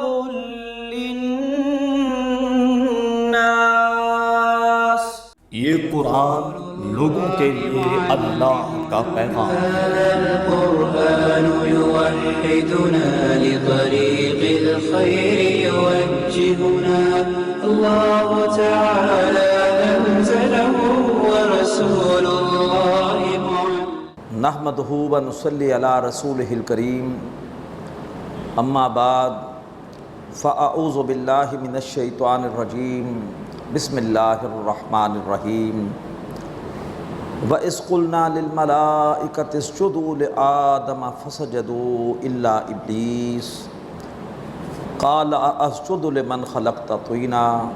صدق اللہ العظیم۔ رب اشرح لی صدری ویسر لی امری واحلل عقدۃ من لسانی یفقہوا قولی، آمین یا رب العالمین۔ محترم حضرات اور معزز خواتین، سورہ بنی اسرائیل کے 7ویں رکوع میں قصہ آدم و ابلیس کا بیان، اور مجموعی طور پر چوتھی مرتبہ یہ واقعہ اب قرآن مجید میں آ رہا ہے۔ سورہ بقرہ چوتھا رکوع، سورہ اعراف دوسرا رکوع، سورہ ہجر تیسرا رکوع، اور اب اس کے بعد چوتھی بار فرمایا وَإِذْ قُلْنَا لِلْمَلَائِكَةِ اسْجُدُوا لِآدَمَ، اور یاد کرو جب کہ ہم نے کہا تھا فرشتوں سے کہ سجدہ کرو آدم علیہ السلام کو، فسجدوا، تو ان سب نے سجدہ کیا، الا ابلیس، سوائے ابلیس کے۔ قال، ابلیس نے کہا اسجد لمن خلقت طینا، کیا میں اے اللہ سجدہ کروں اس کو جس کو تو نے پیدا کیا ہے گارے سے؟ حالانکہ انسان صرف گارا نہیں ہے، اس سے پہلے وضاحت آ چکی کہ اللہ نے اس میں اپنی روح بھی ڈالی تھی، لیکن ابلیس ظاہر پرست تھا، اس نے صرف گارے کو دیکھا اور اعتراض کر دیا۔ قال، ابلیس نے مزید کہا ارأیتک ھذا الذی کرمت علیہ، اے اللہ کیا تو نے دیکھا اس کو، اس آدم کو کہ جس کو تو نے مجھ پر بڑھا دیا ہے، مجھ پر فضیلت دی ہے، لئن اخرتنی الی یوم القیامہ، اگر تو مجھے مہلت دے قیامت کے دن تک کے لیے، لأحتنکن ذریتہ الا قلیلا، تو میں ضرور جڑ سے اکھاڑ دوں گا اس کی اولاد کو سوائے ان میں سے چند کے۔ بڑے تکبر سے اس نے کہا کہ میں ان کو جڑ سے اکھاڑ دوں گا، یعنی میں ان کو سیدھے راستے سے دور کر دوں گا، سوائے چند کے، چند بچ سکیں گے، ورنہ اکثریت کو میں بھٹکا کر اور سیدھے راستے سے ہٹا دوں گا۔ قال اذهب، اللہ نے فرمایا کہ چلا جا، دور ہو جا، فمن تبعک منہم، ان میں سے جو بھی تیری پیروی کرے گا، فَإِنَّ جَهَنَّمَ جَزَاؤُكُمْ جَزَاءً مَوْفُورًا، تو بے شک جہنم تم سب کا بدلہ ہے، پورا پورا بدلہ۔ وَاسْتَفْزِزْ مَنِ اسْتَطَعْتَ مِنْهُمْ بِصَوْتِكَ، اور تو ان میں جس کے چاہے قدم ہلا دے اگر ہلا سکتا ہے اپنی آواز کے ذریعے سے۔ ابلیس کی آواز کیا ہے؟ ہر ایسی آواز جو کہ انسانوں میں تعصبات پیدا کرے، چاہے زبان کی بنیاد پر، چاہے رنگ کی بنیاد پر، چاہے نسل کی بنیاد پر، چاہے مسلک کی بنیاد پر، فرقہ واریت، اسی طریقے پر گمراہ کن تصورات، چاہے وہ مادر پدر آزاد جمہوریت کے ہوں، چاہے وہ اشتراکیت کے ہوں، چاہے وہ نیشنلزم کے ہوں، اسی طریقے پر گانے، موسیقی، ڈرامے، بیہودہ لطیفے، ہر وہ آواز جو انسان کو اللہ سے، اللہ کے احکامات سے دور کرے، حقیقت کے اعتبار سے وہ شیطان کی آواز ہے۔ اللہ تعالی ہمیں ایسی آوازوں کے شر سے محفوظ فرمائے۔ تو ہلا دے ان میں سے جن کو تو ہلا سکتا ہے اپنی آواز کے ذریعے سے۔ وَأَجْلِبْ عَلَيْهِمْ بِخَيْلِكَ وَرَجْلِكَ، اور ان پر لے آ، ان پر حملہ کر دے اپنے سواروں کے ذریعے سے بھی اور اپنے پیادوں کے ذریعے سے بھی۔ ابلیس کا ایک پورا لشکر ہے، حزب الشیطان، شیطان کی ایک پوری پارٹی ہے، اس کا ایک پورا قبیلہ ہے، سورہ اعراف میں آیا۔ اپنے اس پورے قبیلے، اپنے لاؤ لشکر کے ساتھ ان پہ حملہ آور ہو جا۔ بشارکہم فی الاموال والاولاد، اور تو ان کا شریک ہو جا، ان کے مال میں بھی اور ان کی اولاد میں بھی۔ مال میں شیطان کی شرکت کیا ہے کہ انسان مال غلط طریقے سے کمائے، ناجائز ذرائع سے حاصل کرے، اور اس مال کو اللہ تبارک و تعالیٰ کی نافرمانیوں میں، بےہودگیوں میں، فحاشی میں، غلط کاموں میں لگائے۔ یہ مال میں شیطان کی شرکت ہے۔ اولاد میں شیطان کی شرکت کیا ہے؟ اولاد کی غلط تربیت، اولاد کو ایسے اداروں میں داخل کر دینا تعلیمی کہ جہاں پر ان کا اسلام پر عمل خطرے میں ہو، جہاں پر وہ موسیقی سیکھ رہے ہوں، اور دین سے دور جو اساتذہ ہیں ان کے زیر اثر ایسی سوچ حاصل کر رہے ہوں جو انہیں بالکل ہی ملحد بنا دے، جو انہیں بالکل ہی اللہ سے، قرآن سے، دین سے دور کر دے۔ اسی طریقے پر آج ٹیلی ویژن کے ذریعے سے، غلط تفریحات کے ذریعے سے، کمپیوٹر کے ذریعے سے ہماری اولادیں نہ جانے کیا کچھ دیکھ رہی ہیں، کیا کچھ کر رہی ہیں۔ فرمایا تو شریک ہو جا ان کے مالوں میں، ان کی اولادوں میں۔ وَعِدْهُمْ، اور ان سے وعدے کر، انہیں سبز باغ دکھا، انہیں کہا کہ اللہ بڑا غفور ہے، بڑا رحیم ہے، وہ معاف کر دے گا، بخش دے گا۔ جس اللہ نے یہاں دیا ہے وہاں بھی دے گا، اور جو لوگ یہاں پریشان ہیں وہاں بھی پریشان رہیں گے۔ اور یہ فلاں فلاں بزرگ ہیں، یہ اللہ کے بڑے پہنچے ہوئے ہیں، ان کے نام کے سال نظر و نیاز کر لو، تمہارے سارے سال بھر کے گناہ ان کی وجہ سے بخشے جائیں گے، یہ تمہاری بخشش کرا دیں گے، تمہاری اللہ کے ہاں شفاعت کرا دیں گے۔ وہ یہ تصور دیتا ہے شیطان بعض اوقات کی آخرت ہوگی نہیں، یہ خام خواہ ڈراتے ہیں لوگ، اور بس اصل زندگی دنیا کی زندگی ہے۔ ان ہی الا حیاتنا الدنیا نموت و بنحیا وما یہلکنا الا الدہر، زندگی بس دنیا کی زندگی، ہم خود ہی مرتے ہیں، خود ہی جیتے ہیں، اور ہمیں مارتی نہیں ہے مگر زمانے کی گردش۔ اور یہ شیطان ہے جو نسلی برتری کا تصور انسان کو دیتا ہے۔ تم خاص لوگ ہو، تم سید ہو، سید زادے ہو۔ یہودی کہتے تھے کہ ہم نحن ابناء اللہ و احباؤہ، ہم اللہ کے بڑے محبوب، اللہ کے بڑے چہیتے ہیں، لہٰذا ہمیں آگ نہیں چھوئے گی مگر گنتی کے چندے۔ تو یہ سارے کے سارے تصورات اور یہ سبز باغ اور یہ جھوٹے وعدے کون کرتا ہے؟ شیطان کرتا ہے۔ وَعِدْهُمْ، اور اے شیطان ان سے وعدے کر، انہیں سبز باغ دکھا، انہیں جھوٹی امیدیں دلا۔ وَمَا يَعِدُهُمُ الشَّيْطَانُ إِلَّا غُرُورًا، اور شیطان ان سے وعدے نہیں کرتا مگر یہ کہ دھوکہ دینے کے لیے۔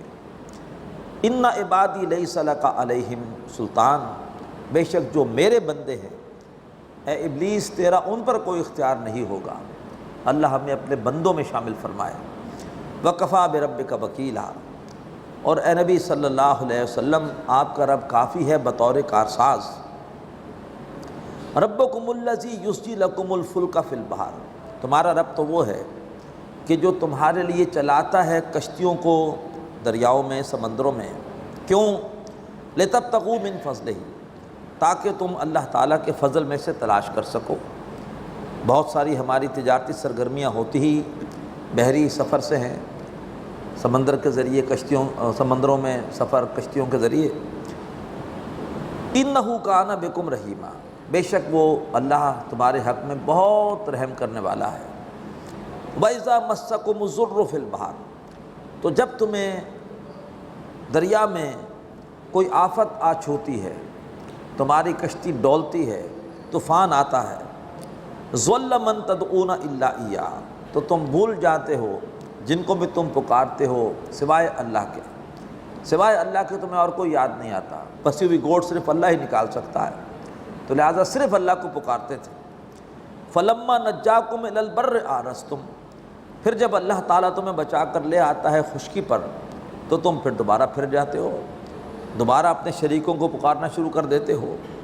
وَكَانَ الْإِنسَانُ كَفُورًا، اور انسان واقعی ناشکرا ہے۔ أَفَأَمِنْتُمْ، ارے کیا تم اس بات سے امن میں ہو، أَن يَخْسِفَ بِكُمْ جَانِبَ الْبَرِّ، کہ اللہ تعالیٰ تمہیں خشکی کے کناروں پر دھسا دے۔ کیا خشکی پر اللہ کی آفت نہیں آ سکتی؟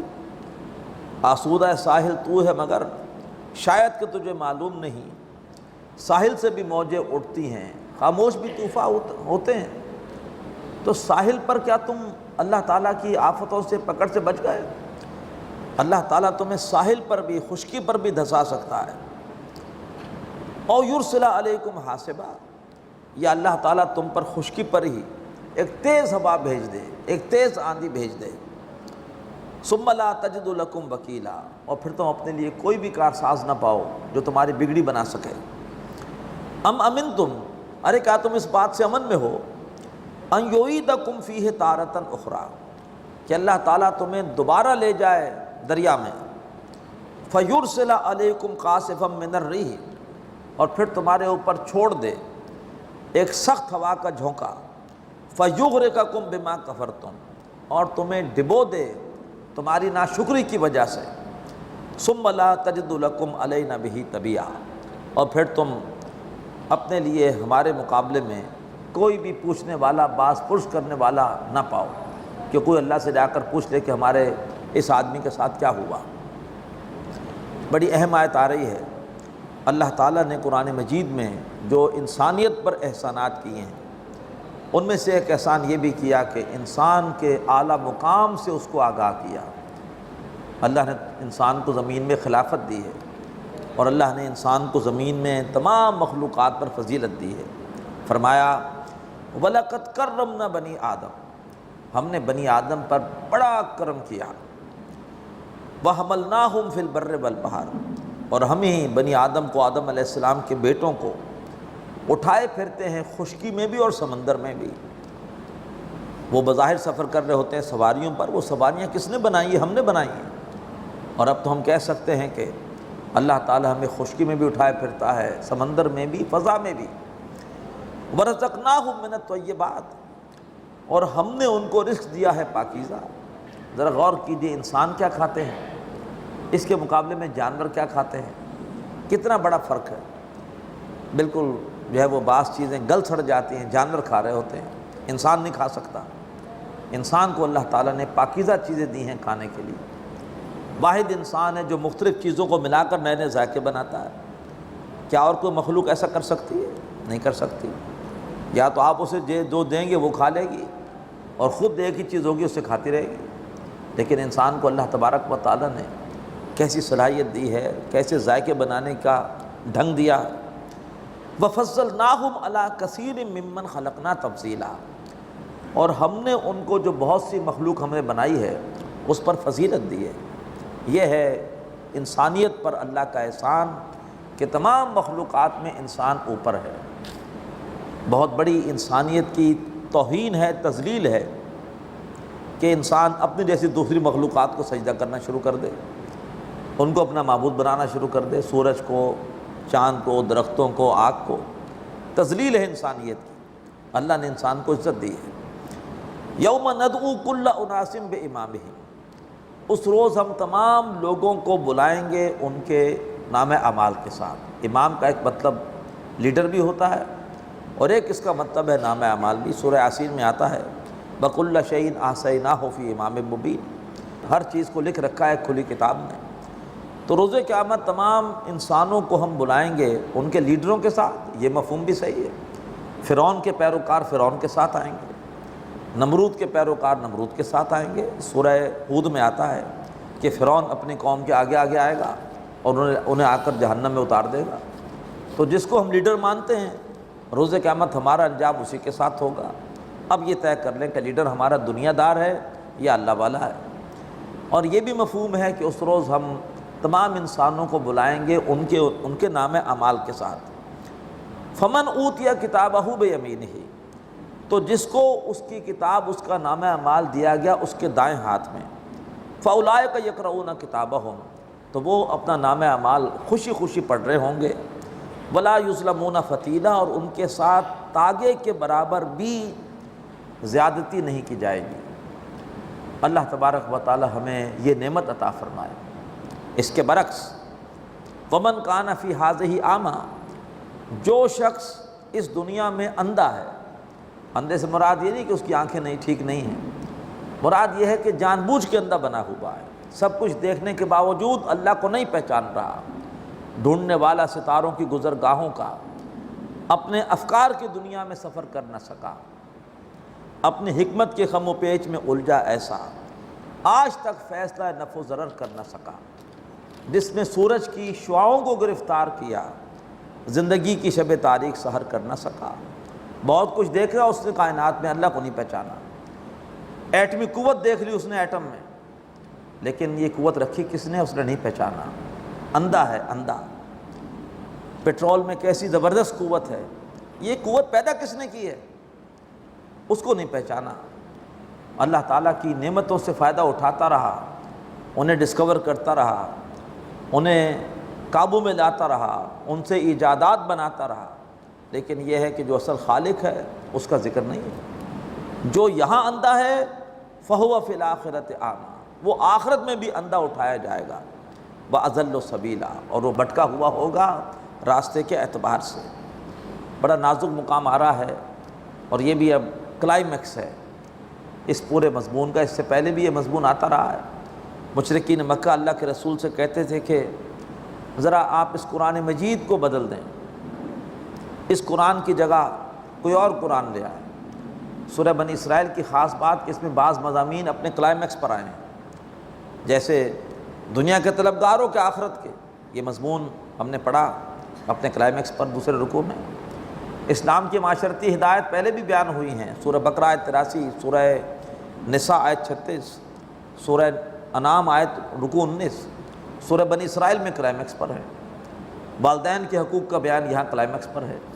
اب یہ مضمون بھی کہ اے نبی اس قرآن کی جگہ کوئی اور قرآن لے آئیے، یہ مضمون بھی اپنے کلائمیکس پر یہاں آ رہا ہے۔ فرمایا وَإِن كَادُوا لَيَفْتِنُونَكَ عَنِ الَّذِي أَوْحَيْنَا إِلَيْكَ، اے نبی وہ تو اس بات پر تل گئے تھے، اس بات کے قریب پہنچ چکے تھے کہ آپ کو ہٹا دیں اس کلام سے جو ہم نے آپ کی طرف وحی کیا ہے۔ اور بات سمجھ میں بھی آتی ہے، طویل عرصے تک اللہ کے رسول اور ان کے ساتھیوں پر تشدد کیا، لیکن آپ بھی ڈٹے رہے، ساتھی بھی ڈٹے رہے۔ 3 سال تک آپ کو شیب بنی طالب میں قید بھی رکھا، اور کس قدر مشقتیں وہاں جھیلی ہیں۔ پھر لالچ دی، لالچ میں بھی آپ نہیں آئے، اپنے موقع پر ڈٹے رہے۔ لیکن اب ایک وقت ہوتا ہے آدمی کی بھی صبر کا، پیشنس کا، بہت برداشت کیا۔ اب وہ کہتے ہیں کہ محمد ہم مان گئے، واقعی تم بڑے بہادر ہو، تم کسی تشدد سے نہیں ہارے، کسی لالچ میں نہیں آئے، ہم نے مان لیا تمہاری بہادری کو، تعریفیں ہو رہی ہیں۔ لیکن آخر کب تک ہمارا جھگڑا رہے گا؟ چھوڑو، ختم کرو جھگڑے کو، آؤ کچھ گیو اینڈ ٹیک ہو جائے، کچھ ہماری مانو، کچھ ہم تمہاری مانتے ہیں۔ یہ تو نہیں ہوگا نا ساری باتیں تمہاری مانی جائیں، تو اس قرآن میں تھوڑی سی ترمیم کر دو۔ اور ایسے موقع پر بڑے بڑے لوگ ہار جاتے ہیں، سودے بازی میں آ جاتے ہیں کہ اب یہ مجھے عزت دے رہے ہیں، کچھ میری باتیں مان رہے ہیں، تو چلو ان کے ساتھ ایک پیسفل ماحول میں ساتھ رہو، ممکن ہے اس ماحول میں یہ میری بات کو سمجھ لیں. تو جو بھی ایسے معاملات ہیں وہ نظر آتے ہیں کہ ایسے ممکن ہے. اللہ کے رسول صلی اللہ علیہ وسلم کو اللہ تعالیٰ نے اگر نہ سنبھالا ہوتا تو آپ بھی اس پیشکش کی طرف مائل ہو سکتے تھے. یہ تو آپ نبی ہیں، اللہ کی حفاظت میں ہیں. فرمایا اے نبی وہ اس بات پر تل گئے تھے کہ آپ کو ہٹا دے اس کلام سے جو ہم نے آپ کی طرف وحی کیا ہے. لِتَفْتَرِيَ عَلَيْنَا غَيْرَهَا، تاکہ آپ ہمارے اوپر اس قرآن کے سوا کوئی اور بات منسوب کر دیں، آپ کی زبان سے کوئی تعریفیں کروا دیں اپنے تصورات کی، اپنے نظریات کی. وَإِذًا لَاتَّخَذُوكَ خَلِيلًا، اور اس صورت میں وہ آپ کو دوست بنا لیتے. ان کی دشمنی آپ سے نہیں ہے، ان کی دشمنی ہمارے کلام سے ہے. جب تک آپ نے کلام ان کو سنانا شروع نہیں کیا تھا آپ کو صادق الامین کہتے تھے. آپ کے دشمن کب سے بنے ہیں؟ جب کہ آپ نے ان کو یہ قرآن سنانا شروع کیا ہے. تو اگر آپ قرآن میں ان کی خواہشات کے مطابق کو ترمیم کر دیں گے، کو لچک پیدا کر دیں گے، تو وہ آپ کو کیا کریں گے؟ آپ کو دوست بنا لیں گے. وَإِذًا لَاتَّخَذُوكَ خَلِيلًا، اس صورت میں وہ آپ کو اپنا خلیل، اپنا گہرا دوست بنا لیں گے. وَلَوْلَا أَن ثَبَّتْنَاكَ، اور اگر اے نبی ہم نے اگر آپ کو ثبات اور جماؤ عطا نہ کیا ہوتا، لَقَدْ كِدتَّ تَرْكَنُوا إِلَيْهِمْ شَيْئًا قَلِيلًا، تو قریب تھا کہ آپ کچھ ان کی طرف مائل ہو چلے تھے. کیوں مائل ہو چلے تھے؟ میں نے کہا کہ اس کی ایک وجہ ہے، جواز بنتا ہے. انسان تھک جاتا ہے، ہار جاتا ہے، اور اب جب ایک فریق مخالف عزت دے رہا ہو، برابری کی بنیاد پر کوئی معاہدہ کر رہا ہو اور کچھ نہ کچھ باتیں مان رہا ہو تو آدمی ایسے میں ہار جاتا ہے. تو فرمایا کہ ممکن تھا کہ آپ ان کی طرف مائل ہو جاتے اگر ہم نے آپ کو ثبات اور جماؤ نہ دیا ہوتا. اِذًا لَأَذَقْنَاكَ ضِعْفَ الْحَیَاةِ وَضِعْفَ الْمَمَاتِ، بڑے سخت الفاظ ہیں. اس صورت میں ہم آپ کو زندگی کا بھی دگنا عذاب دیتے اور موت کا بھی دگنا عذاب دیتے. ثُمَّ لَا تَجِدُ لَكَ عَلَيْنَا نَصِيرًا، اور پھر آپ اپنے لیے ہمارے سامنے کوئی مددگار نہ پاتے. اب اتنا سخت انداز کیوں ہے؟ سختی اللہ کے رسول کی طرف نہیں ہے، نہ اللہ کے رسول ان کی طرف مائل ہوں گے. یہ سختی ہے ان بدبختوں کی طرف جو اللہ کے رسول پر دباؤ ڈال رہے تھے کہ آپ کسی طرح سے کوئی ڈیل کر لیں، کوئی کمپرومائز کر لیں. یہ آیتیں سنا کر ان سے کہا جا رہا ہے کہ سوال ہی پیدا نہیں ہوتا کہ کوئی تمہاری خواہشات کے مطابق قرآن میں ترمیم ہوگی اور کوئی تمہاری خواہشات کے مطابق ڈیل ہوگی، سمجھوتا ہوگا. وَإِن كَادُوا لَيَسْتَفِزُّونَكَ مِنَ الْأَرْضِ، اور اے نبی وہ اس بات پر تل گئے ہیں کہ اس سرزمین سے، سرزمین مکہ سے آپ کے قدموں کو ہلا دیں. لِيُخْرِجُوكَ مِنْهَا، تاکہ وہ آپ کو یہاں سے نکال دیں. وَإِذًا لَا يَلْبَسُونَ خِلَافَكَ إِلَّا قَلِيلًا، اور پھر وہ بھی آپ کے پیچھے زیادہ عرصے ٹھہر نہ سکیں گے. سُنَّتَ مَنْ قَدْ أَرْسَلْنَا قَبْلَكَ مِنْ رُسُلِنَا، یہی دستور ہے ہمارا ان رسولوں کے بارے میں کہ جن کو ہم نے آپ سے پہلے بھیجا، کہ اگر کسی نے رسول کو ہجرت پر مجبور کیا تو پھر رسول کو اپنے وطن سے نکالنے والے خود بھی وطن میں نہیں رہ سکے. رسول کو تو اللہ نے محفوظ مقام پر پہنچا دیا اور رسول کو نکالنے والوں کو اللہ نے نیست و نابود کر دیا، تباہ و برباد کر دیا. تو سنت من قد ارسلنا قبلک من رسولنا، یہ دستور ہے اے نبی ان رسولوں کے بارے میں کہ جن کو ہم نے آپ سے پہلے بھیجا. ولا تجد لسنتنا تحویلا، اور آپ ہمارے اس دستور کو بدلتا ہوا نہیں پائیں گے. آپ کو یہ نکالیں گے تو کچھ ہی عرصے میں یہ بدر میں آ کر 70 کے 70 بڑے بڑے سردار خود بھی جہنم واصل ہوں گے. آپ مکہ سے نکلیں گے، یہ بدبخت اس دنیا سے نکل جائیں گے، دفع ہو جائیں گے. اقم الصلاۃ لدلوک الشمس الی غسق اللیل، معراج کی شب، وہ معراج کے جس واقعے کا بیان سورت کے شروع میں آیا، اس شب اللہ کے رسول کو اللہ نے آسمانوں پر نماز کا تحفہ دیا.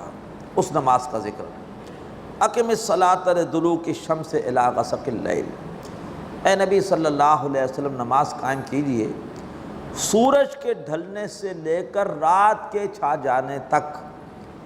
سورج ذرا سا ڈھلا، نصف النہار پر تھا، تھوڑا سا ڈھل گیا، ظہر پڑھیے، مزید ڈھلا، عصر پڑھیے، مزید غروب ہوا تو آپ مغرب پڑھ لیجئے، جب رات چھا گئی تو عشاء پڑھیے. 4 نمازوں کا ذکر. وقرآن الفجر، اور 5ویں نماز فجر کی. اور خاص طور پر فجر کے قرآن مجید کا اہتمام کیجیے۔ کیوں؟ ان قرآن الفجر کان مشہودا، اس لیے کہ فجر کے قرآن پر تو حاضری ہوتی ہے، تم بھی سو کر اٹھتے ہو، فریش ہوتے ہو، پوری توجہ کے ساتھ حاضری کے ساتھ قرآن سنتے ہو۔ رات والے فرشتے بھی موجود ہوتے ہیں، جانے کی تیاری کر رہے ہوتے ہیں، قرآن سن کے جاتے ہیں۔ دن والے فرشتے بھی آ جاتے ہیں، اپنے کام شروع کرنے سے پہلے فجر کا قرآن سنتے ہیں۔ بڑی زبردست حاضری ہوتی ہے۔ اللہ تعالی ہم سب کو فجر کی نماز باقاعدہ پڑھنے کی توفیق عطا فرمائے۔ سنت ہے کہ فجر میں طویل قرات کی جائے۔ ائمہ حضرات اسی لیے فجر کی نماز میں طویل قرآن سناتے ہیں۔ فرمایا ان قرآن الفجر کان مشہودا، اے نمود سحر جزاک اللہ، آج وہ بے نقاب ہیں گویا۔ ویسے فجر کا وقت بڑا پیارا وقت ہے، بڑا سہانا وقت ہے، اور اس وقت میں قرآن مجید، اس کی تلاوت کتنا بڑا اللہ تعالیٰ کا تحفہ ہے۔ وَمِنَ اللَّيْلِ فَتَہَجَّدْ بِهِ، اور رات میں اے نبی صلی اللہ علیہ وسلم تہجد پڑھیے اس قرآن کے ساتھ۔ تہجد کے آداب میں ہے کہ قرآن یاد کیا جائے، تہجد میں ٹھہر ٹھہر کے قرآن پڑھا جائے۔ وَرَتِّلِ الْقُرْآنَ تَرْتِیلًا، یہ تہجد نہیں ہے کہ ایک رکعت میں 12 دفعہ سورہ اخلاص اور دوسری میں 11 مرتبہ اور پھر 10 مرتبہ پھر 9 مرتبہ۔ حقیقت یہ ہے کہ تہجد کا حق تب ادا ہوتا ہے جب کہ انسان قرآن مجید حفظ کرے اور تہجد میں طویل قرات کرے، لمبے لمبے قیام ہوں، لمبے لمبے رکوع، لمبے لمبے سجود۔ رات کی گھڑیوں میں اے نبی آپ اس قرآن کے ساتھ تہجد پڑھیے۔ نافلہ تلک یہ آپ کے لیے اضافی نماز ہے، باقی لوگوں پر تہجد فرض نہیں ہے، آپ پر 5 وقتہ نماز کے ساتھ اے نبی تہجد بھی فرض ہے۔ عسیٰ ان یبعثک ربک مقاما محمودا، قریب ہے کہ آپ کا رب آپ کو فائز کرے گا مقام محمود پر۔ یہ وہ مقام محمود ہے کہ جس پر اللہ کے رسول روز قیامت فائز ہو کر اللہ تعالیٰ کی حمد کریں گے، ایسی حمد کریں گے، ایسی حمد کریں گے کہ جیسی حمد آپ دنیا میں نہیں کر سکتے۔ آپ کہتے ہیں میں دنیا میں نہیں کر سکتا، اللہ کی اس روز معرفت اور بڑھے گی اور حمد بھی پھر اسی معیار کی ہوگی۔ وَقُلْ رَبِّ أَدْخِلْنِي مُدْخَلَ صِدْقٍ، اور اے نبی صلی اللہ علیہ وسلم اب ہجرت کا وقت قریب ہے، یوں دعا کیجئے، اے میرے رب مجھے داخل کیجیے سچائی کے ساتھ داخل کرنا مدینے میں۔ وَأَخْرِجْنِي مُخْرَجَ صِدْقٍ، اور مجھے مکے سے نکالیو سچائی کے ساتھ نکلنا، مکے سے بھی عزت کے ساتھ نکلوں، مدینے میں بھی عزت کے ساتھ نکلوں۔ وَاجْعَلْ لِي مِن لَّدُنْکَ سُلْطَانًا نَصِیرًا، اور مجھے اپنے پاس سے ایسی حکومت عطا فرما جو میری مددگار بن جائے۔ اللہ نے دعا سن لی، اللہ نے حکومت دے دی، اور اس کے بعد 8 سال بعد اس حکومت کے ساتھ اللہ کے رسول مکے میں فاتح کی حیثیت سے داخل ہوئے، بتوں کو گرایا اور یہ کلمات ادا کیے، وَقُلْ جَاءَ الْحَقُّ وَزَهَقَ الْبَاطِلُ، کہہ دیجئے کہ حق آ گیا اور باطل مٹ گیا۔ اِنَّ الْبَاطِلَ كَانَ زَهُوقًا، اور بے شک باطل ہے ہی مٹنے کے لیے۔ ہجرت اللہ کے رسول کے لیے فتح کی تمہید بن گئی ہے۔ مکے والوں نے مکے سے نکالا تھا، وہ نکالنا ہی آپ کے لیے فتح کی تمہید بن گیا۔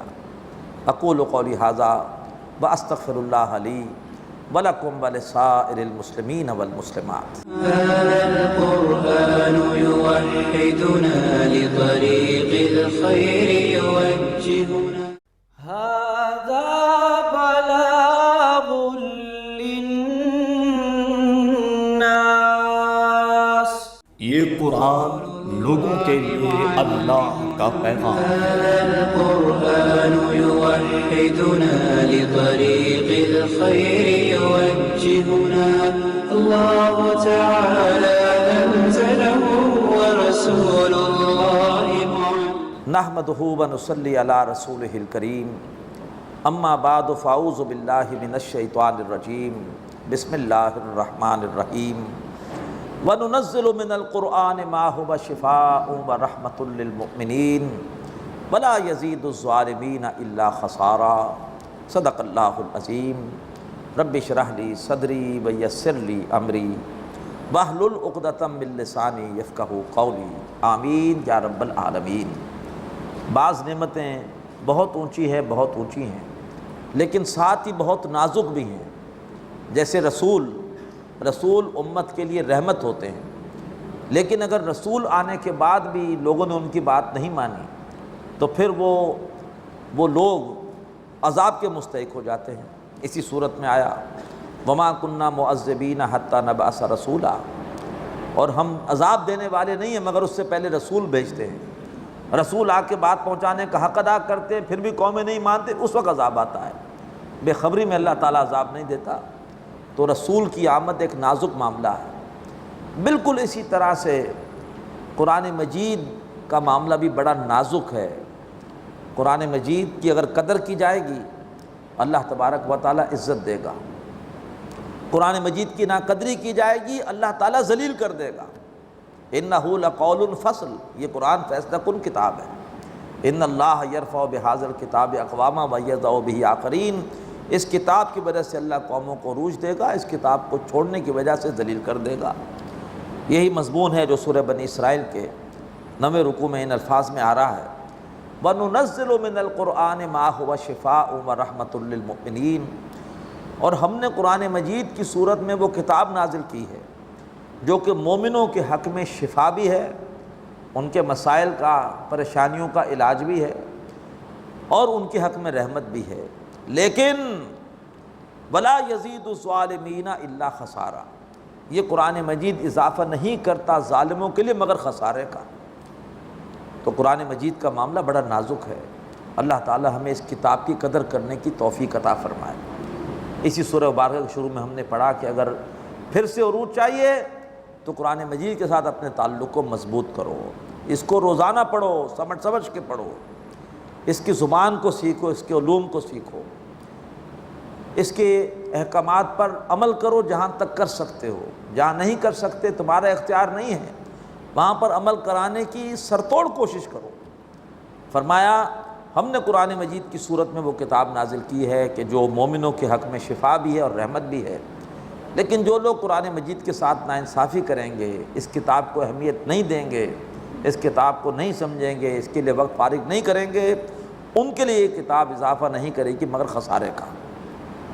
وَإِذَا أَنْعَمْنَا عَلَى الْإِنسَانِ أَعْرَضَ وَنَأَىٰ بِجَانِبِهِ، اور جب ہم انسان پر انعام کرتے ہیں تو وہ اعراض کرتا ہے اور پہلو بچا کے نکل جاتا ہے، اسے عیش میں یاد خدا نہیں رہتی۔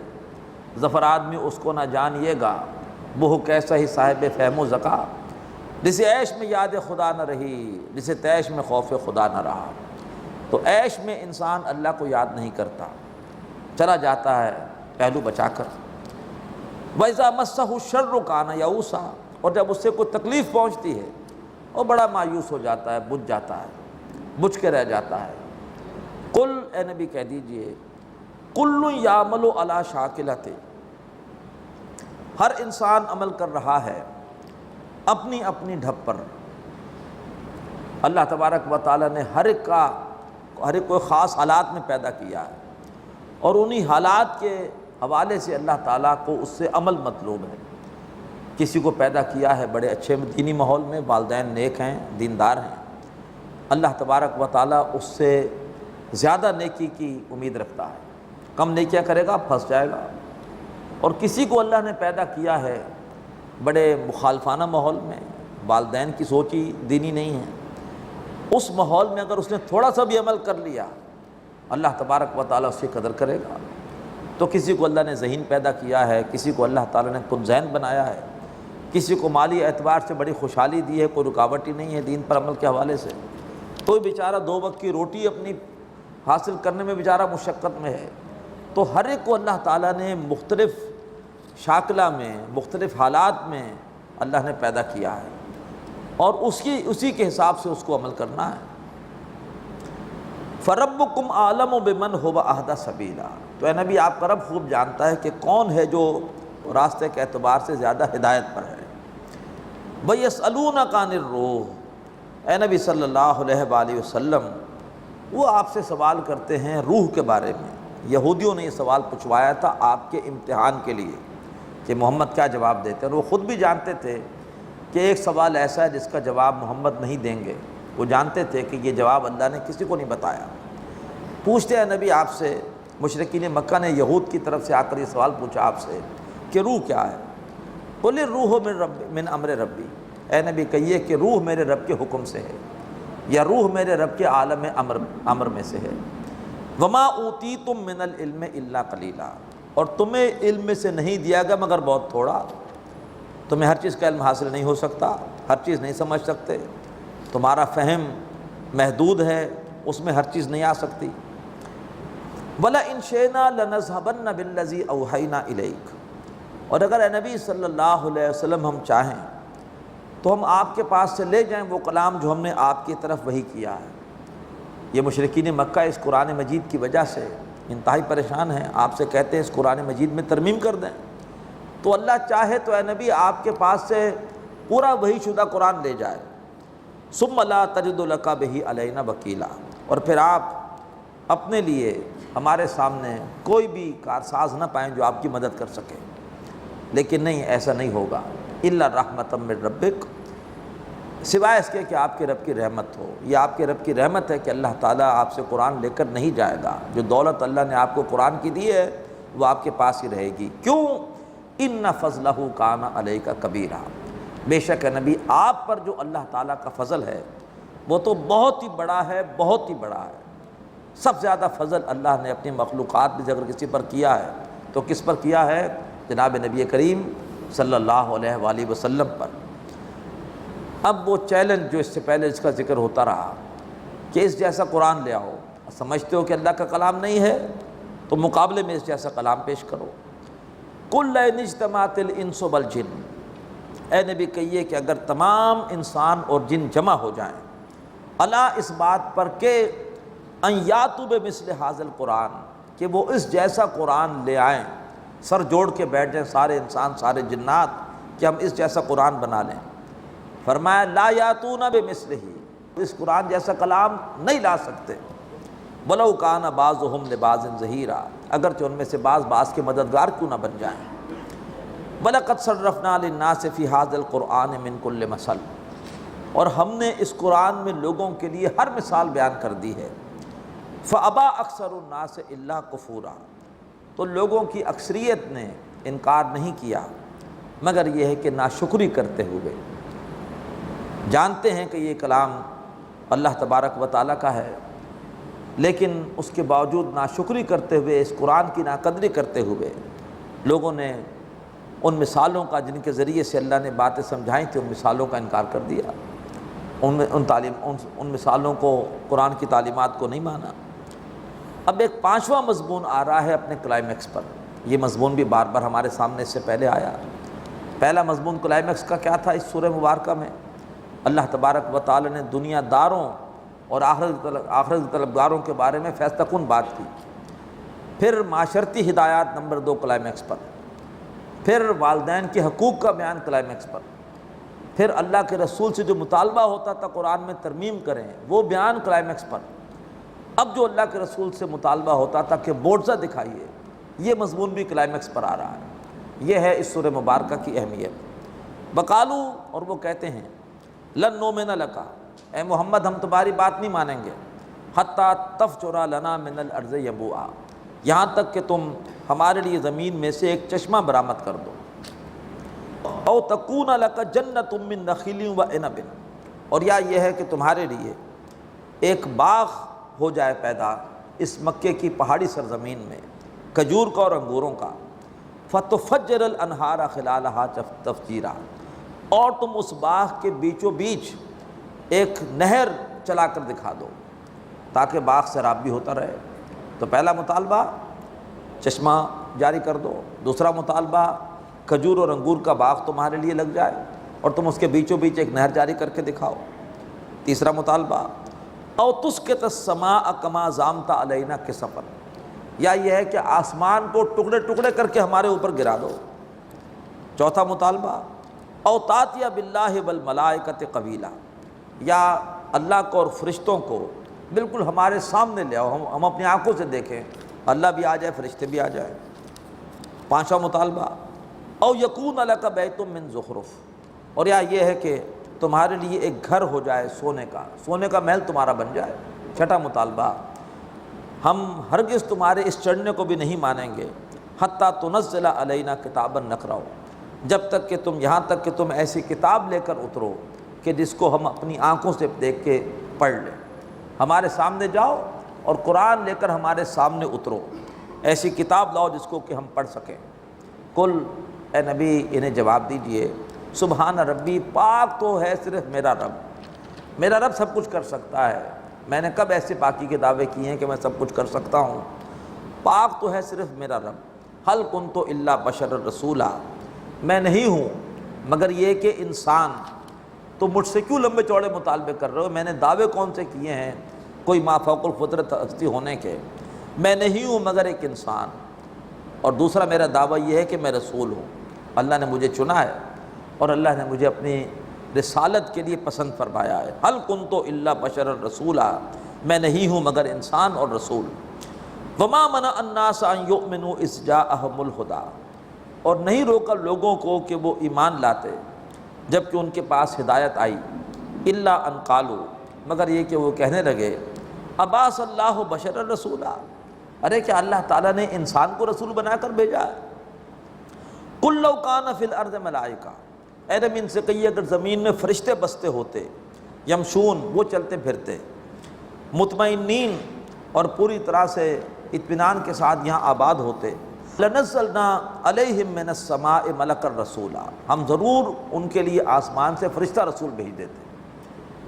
فرشتوں کے لیے ماڈل فرشتہ ہوتا، انسانوں کے لیے نمونہ انسان ہی ہو سکتا ہے۔ اگر زمین میں فرشتے ہوتے ہم فرشتوں کو رسول بناتے، زمین میں انسان بستے لہٰذا اللہ نے انسان کو رسول بنایا ہے۔ انسان نے تمام بشری کمزوریوں کے باوجود اللہ کے احکامات پر عمل کر کے اللہ کی رسالت کا حق ادا کر کے تم پہ حجت پوری کر دی ہے۔ قل کفیٰ باللہ شہیدا بینی و بینکم، اے نبی کہیے کہ اللہ گواہ کافی ہے میرے اور تمہارے درمیان، انہ کان بعبادہ خبیرا بصیرا، بے شک وہ اپنے بندوں کے حال سے خوب باخبر ہے اور انہیں دیکھنے والا ہے۔ ومن یہد اللہ فہو المہتد، جسے اللہ ہدایت دے وہی ہدایت یافتہ ہے۔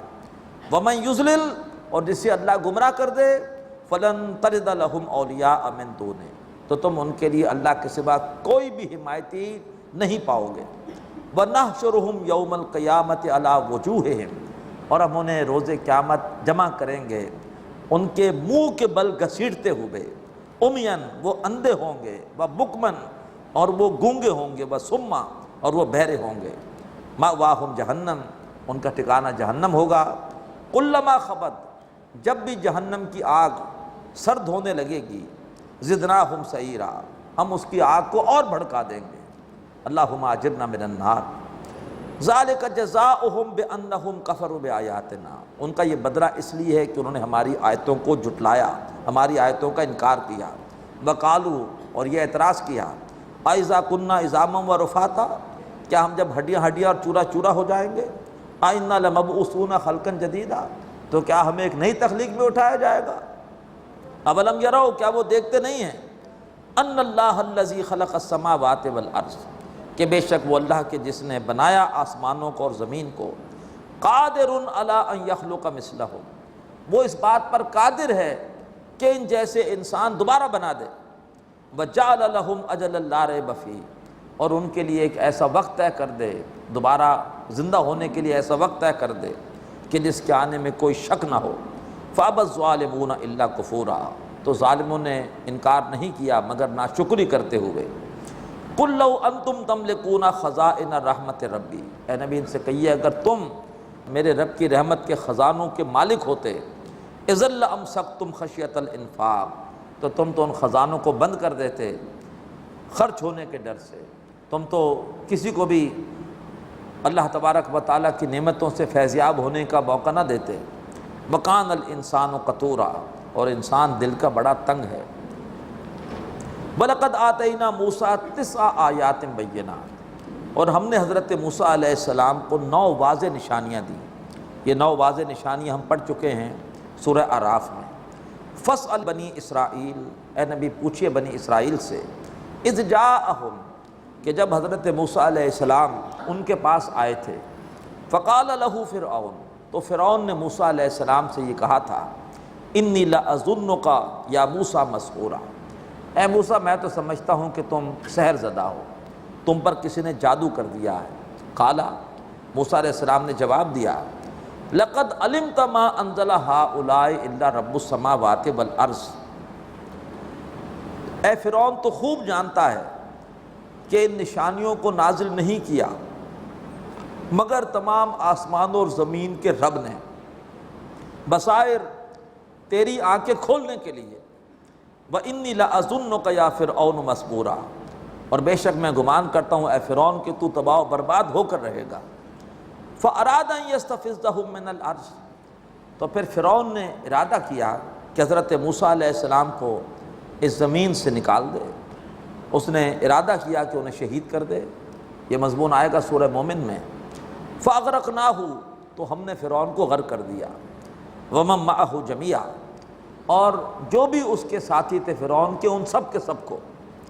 وَقُلْنَا مِن بَعْدِهِ لِبَنِي اسرائیل، اور ہم نے کہا فرعون کے بعد بنی اسرائیل سے اسکنوا الارض، کہ اب تم زمین میں آباد ہو جاؤ۔ فَإِذَا جَاءَ وَعْدُ الْآخِرَةِ، جب آخرت کے وعدے کا وقت آئے گا، جِئْنَا بِكُمْ لَفِيفًا، ہم تمہیں لپیٹ کر لے آئیں گے۔ یہ ہے بنی اسرائیل کا ذکر، پہلے رکوع میں بھی تھا آخری میں بھی ہے، لپیٹ کر لے آئیں گے، تم سب کے سب بالآخر جمع ہو گئے ارض مقدس میں۔ آج بڑی بڑی یہودی بستیاں وہاں پر بنائی جا رہی ہیں، دنیا بھر سے یہودیوں کو وہاں پر بلایا جا رہا ہے، اور گریٹر اسرائیل بنانے کی تیاریاں ہیں، لیکن وَمَكَرُوا وَمَكَرَ اللَّهُ، وہ سازش کر رہے ہیں، اللہ تدبیر کر رہا ہے۔ سارے یہودی وہاں پر جمع ہوں گے، کیوں؟ تاکہ وہی گریٹر اسرائیل ان کا گریٹر گریو یارڈ بن جائے۔ حضرت عیسیٰ علیہ السلام نے آنا ہے، اور جس طرح حضرت نوح کے سامنے ان کی تکذیب کرنے والی پوری قوم برباد ہوئی، حضرت ہود کے سامنے، حضرت صالح کے سامنے، حضرت عیسیٰ کے سامنے سارے یہودی ہلاک ہوں گے۔ احادیث میں اس کی واضح پیشن گویاں موجود ہیں۔ تو یہ سب جمع ہو رہے ہیں، آخرت قریب آ رہی ہے، یہودی جمع ہو رہے ہیں تاکہ حضرت عیسیٰ کی آمد پر ان سب کو ایک ساتھ تباہ کیا جائے۔ فرمایا جب آخرت کے وعدے کا وقت آئے گا، جِئْنَا بِكُمْ لَفِيفًا، ہم تمہیں لپیٹ کر لے آئیں گے۔ وَبِالْحَقِّ أَنزَلْنَاهُ وَبِالْحَقِّ نَزَلَ، بڑا جلالی انداز ہے۔ اس قرآن مجید کو ہم نے حق کے ساتھ نازل کیا ہے، اور یہ حق کے ساتھ اترا ہے، اس کے تمام کانٹینٹس بھی حق ہیں، اس کو ہم نے حق کے ساتھ نازل کیا ہے، اور یہ حق کے ساتھ اترا ہے۔ اب قوموں کی قسمت کا فیصلہ اس قرآن کی بنیاد پر ہوگا۔ قرآن کی قدر کرو گے، اللہ عزت دے گا۔ قرآن مجید کے ساتھ بے وفائی کرو گے، اللہ رسوا کر دے گا، جیسے آج ہم رسوا ہیں۔ وَمَا أَرْسَلْنَاكَ إِلَّا مُبَشِّرًا وَنَذِيرًا، اے نبی ہم نے آپ کو نہیں بھیجا مگر بشارت دینے والا، خبردار کرنے والا بنا کر۔ وَقُرْآنًا فَرَقْنَاهُ، اور یہ قرآن مجید وہ ہے کہ جس کو ہم نے جدا جدا کر کے نازل کیا ہے، تھوڑا تھوڑا کر کے اتارا ہے۔ کیوں؟ لِتَقْرَأَهُ عَلَى النَّاسِ عَلَى مُكْثٍ، تاکہ آپ اسے لوگوں کو سنائیں ٹھہر ٹھہر کر، تاکہ انہیں قرآن مجید حفظ بھی ہو جائے، سمجھ بھی آ جائے۔ پورا قرآن ایک ساتھ اترتا سمجھنا مشکل ہوتا۔ وَنَزَّلْنَاهُ تَنزِيلًا، ہم نے اسے بطریق تنزیل یعنی آہستہ آہستہ کر کے اتارا ہے۔ قُلْ آمِنُوا بِهِ أَوْ لَا تُؤْمِنُوا، اے نبی کہیے کہ تم ایمان لاؤ یا ایمان نہ لاؤ۔ إِنَّ الَّذِينَ أُوتُوا الْعِلْمَ مِن قَبْلِهِ، بے شک وہ لوگ کہ جنہیں اس سے پہلے علم دیا گیا ہے، إِذَا يُتْلَى عَلَيْهِمْ، جب ان پر قرآن مجید پڑھا جاتا ہے، يَخِرُّونَ لِلْأَذْقَانِ سُجَّدًا، تو وہ گر پڑتے ہیں اپنے ٹھوڑیوں کے بل سجدے میں۔ وَيَقُولُونَ، اور بے اختیار پکار اٹھتے ہیں، سبحان ربنا، ہمارا رب پاک ہے، ان کان وعد ربنا لمفعولا، بے شک ہمارے رب کا وعدہ پورا ہونا تھا۔ ہمارے رب نے ہم سے ہماری کتابوں میں وعدہ کیا تھا کہ میں آخری اور مکمل کتاب عطا کروں گا۔ ہمارے رب نے اپنا وعدہ پورا کر دیا، اور کیسی عظیم کتاب اللہ نے عطا کر دی، تو وہ تو خوش ہوتے ہیں۔ وَيَخِرُّونَ لِلْأَذْقَانِ يَبْكُونَ، اور وہ اپنی ٹھوڑیوں کے بل گرتے ہیں اور روتے ہیں۔ وَيَزِيدُهُمْ خُشُوعًا، اور یہ قرآن مجید ان کے خشوع و خضوع میں اور اضافہ کر دیتا ہے۔ آیت سجدہ ہے، انشاءاللہ بھی سجدہ کریں گے۔ قُلِ ادْعُوا اللَّهَ أَوِ ادْعُوا الرَّحْمَٰنَ، اب دو توحید باری تعالیٰ کے خزانے، دو کل سورہ بنی اسرائیل کے آخر میں۔ قُلِ ادْعُوا اللَّهَ أَوِ ادْعُوا الرَّحْمَٰنَ، اے نبی ان سے کہیے کہ اللہ کہہ کے پکارو یا رحمان کہہ کے پکارو۔ رحمان کے نام سے مشرکین کو چڑ تھی، سورہ فرقان میں آتا، انہیں غصہ آتا تھا، وَمَا الرحمن، یہ رحمان کون ہے؟ جواب دیا گیا اللہ کہہ کے پکارو یا رحمان کہہ کے پکارو۔ ایما تدعو فلہ الاسماء الحسنی، تم کسی بھی نام سے پکارو، سارے اچھے نام، سارے عمدہ نام اللہ ہی کے ہیں۔ ولا تجہر بصلاتک، اے نبی نہ اپنی نماز کو آپ اونچی آواز سے پڑھیے، ولا تخافت بہا، اور نہ ہی بالکل چپکے سے پڑھیے، وابتغ بین ذالک سبیلا، بلکہ اس کے درمیان کا رستہ اختیار کیجیے۔ یہ تہجد کی نماز کے لیے حکم ہے۔ حضرت عمر فاروق بہت زور سے پڑھتے تھے اونچی آواز سے، پوچھا اللہ کے رسول نے کیوں پڑھتے ہو؟ کہا جی شیطان کو بھگاتا ہوں۔ ابوبکر صدیق سے پوچھا تم بہت دھیمی آواز سے پڑھتے ہو کیوں؟ جواب دیا جس کے لیے پڑھتا ہوں وہ سن رہا ہے۔ حضرت عمر فاروق سے کہا کہ ذرا اپنی آواز کو تھوڑا سا دھیما کرو، ابوبکر صدیق سے کہا کہ اپنی آواز کو تھوڑا سا اونچا کر لو۔ یہ حکم اللہ نے یہاں پر دیا ہے رضی اللہ تعالی عنہما۔ اب اس سورت کی آخری آیت توحید باری تعالیٰ کا خزانہ، توحید نظری بھی ہے اور توحید عملی بھی ہے، اور شرک کی 3 قسموں کی نفی بھی ہے۔ توحید نظری وقل الحمدللہ، اے نبی کہیے کل شکر اللہ کے لیے ہے، تمام جو بھی نعمتیں ہیں وہ سب کی سب محسن حقیقی اللہ تعالیٰ کی عطا کردہ ہیں۔ یہ ہے توحید نظری، کل شکر اللہ کے لیے ہے توحید نظری۔ اب 3 شرک ہیں ان کی نفی۔ الذی لم یتخذ ولدا، وہ اللہ کے جس نے کسی کو بیٹا نہیں بنایا، ولم یکن لہ شریک فی الملک، اور اختیار میں اس کے ساتھ کوئی شریک نہیں ہے، وہ اکیلا ہے، اس کے ساتھ اختیار میں کوئی شریک نہیں ہے۔ ولم یکن لہ ولی من الذل، اور کوئی بھی اس کا ولی، اس کا ساتھی اس کی کسی کمزوری کی وجہ سے نہیں ہے۔ اس کے دوست ہیں لیکن یہ نہیں کہ اس نے دوست بنا اس لیے بنا رکھا ہے کہ اس کی مجبوری ہے، اس کی حکومت چل نہیں سکتی، اسے کچھ جو ہے وہ ہاتھوں کی ضرورت ہے جو اس کے معاون ہو، نہیں، کوئی اس کا ولی اس کی کسی کمزوری کی وجہ سے نہیں ہے۔ اور اس کے بعد توحید عملی، وَكَبِّرْهُ تَكْبِيرًا، اللہ تعالیٰ کو ایسے بڑا کرو جیسے کہ بڑا کرنے کا حق ہے، محسوس ہو کہ تمہارے کردار میں اللہ بڑا ہے، تمہارے وجود پہ اللہ کی مرضی چلتی ہے، تمہارے گھر میں اللہ کی مرضی چلتی ہے، تمہارے کاروبار میں اللہ کی مرضی چل رہی ہے، تمہارے شادی بیاہ میں، تمہاری غمی میں اللہ کی مرضی چل رہی ہے، یہاں تک کہ تمہارے پورے کے پورے معاشرے میں، تمہارے وطن میں اللہ تبارک و تعالیٰ کو بڑائی اور سپریم حیثیت حاصل ہے۔ اللہ تعالیٰ ہمیں ایسا کرنے کی توفیق عطا فرمائے۔ اقول قولی ھذا واستغفر اللہ لی ولکم ولسائر المسلمین والمسلمات۔ هذا القرآن يوحدنا لطريق الخير يوجهنا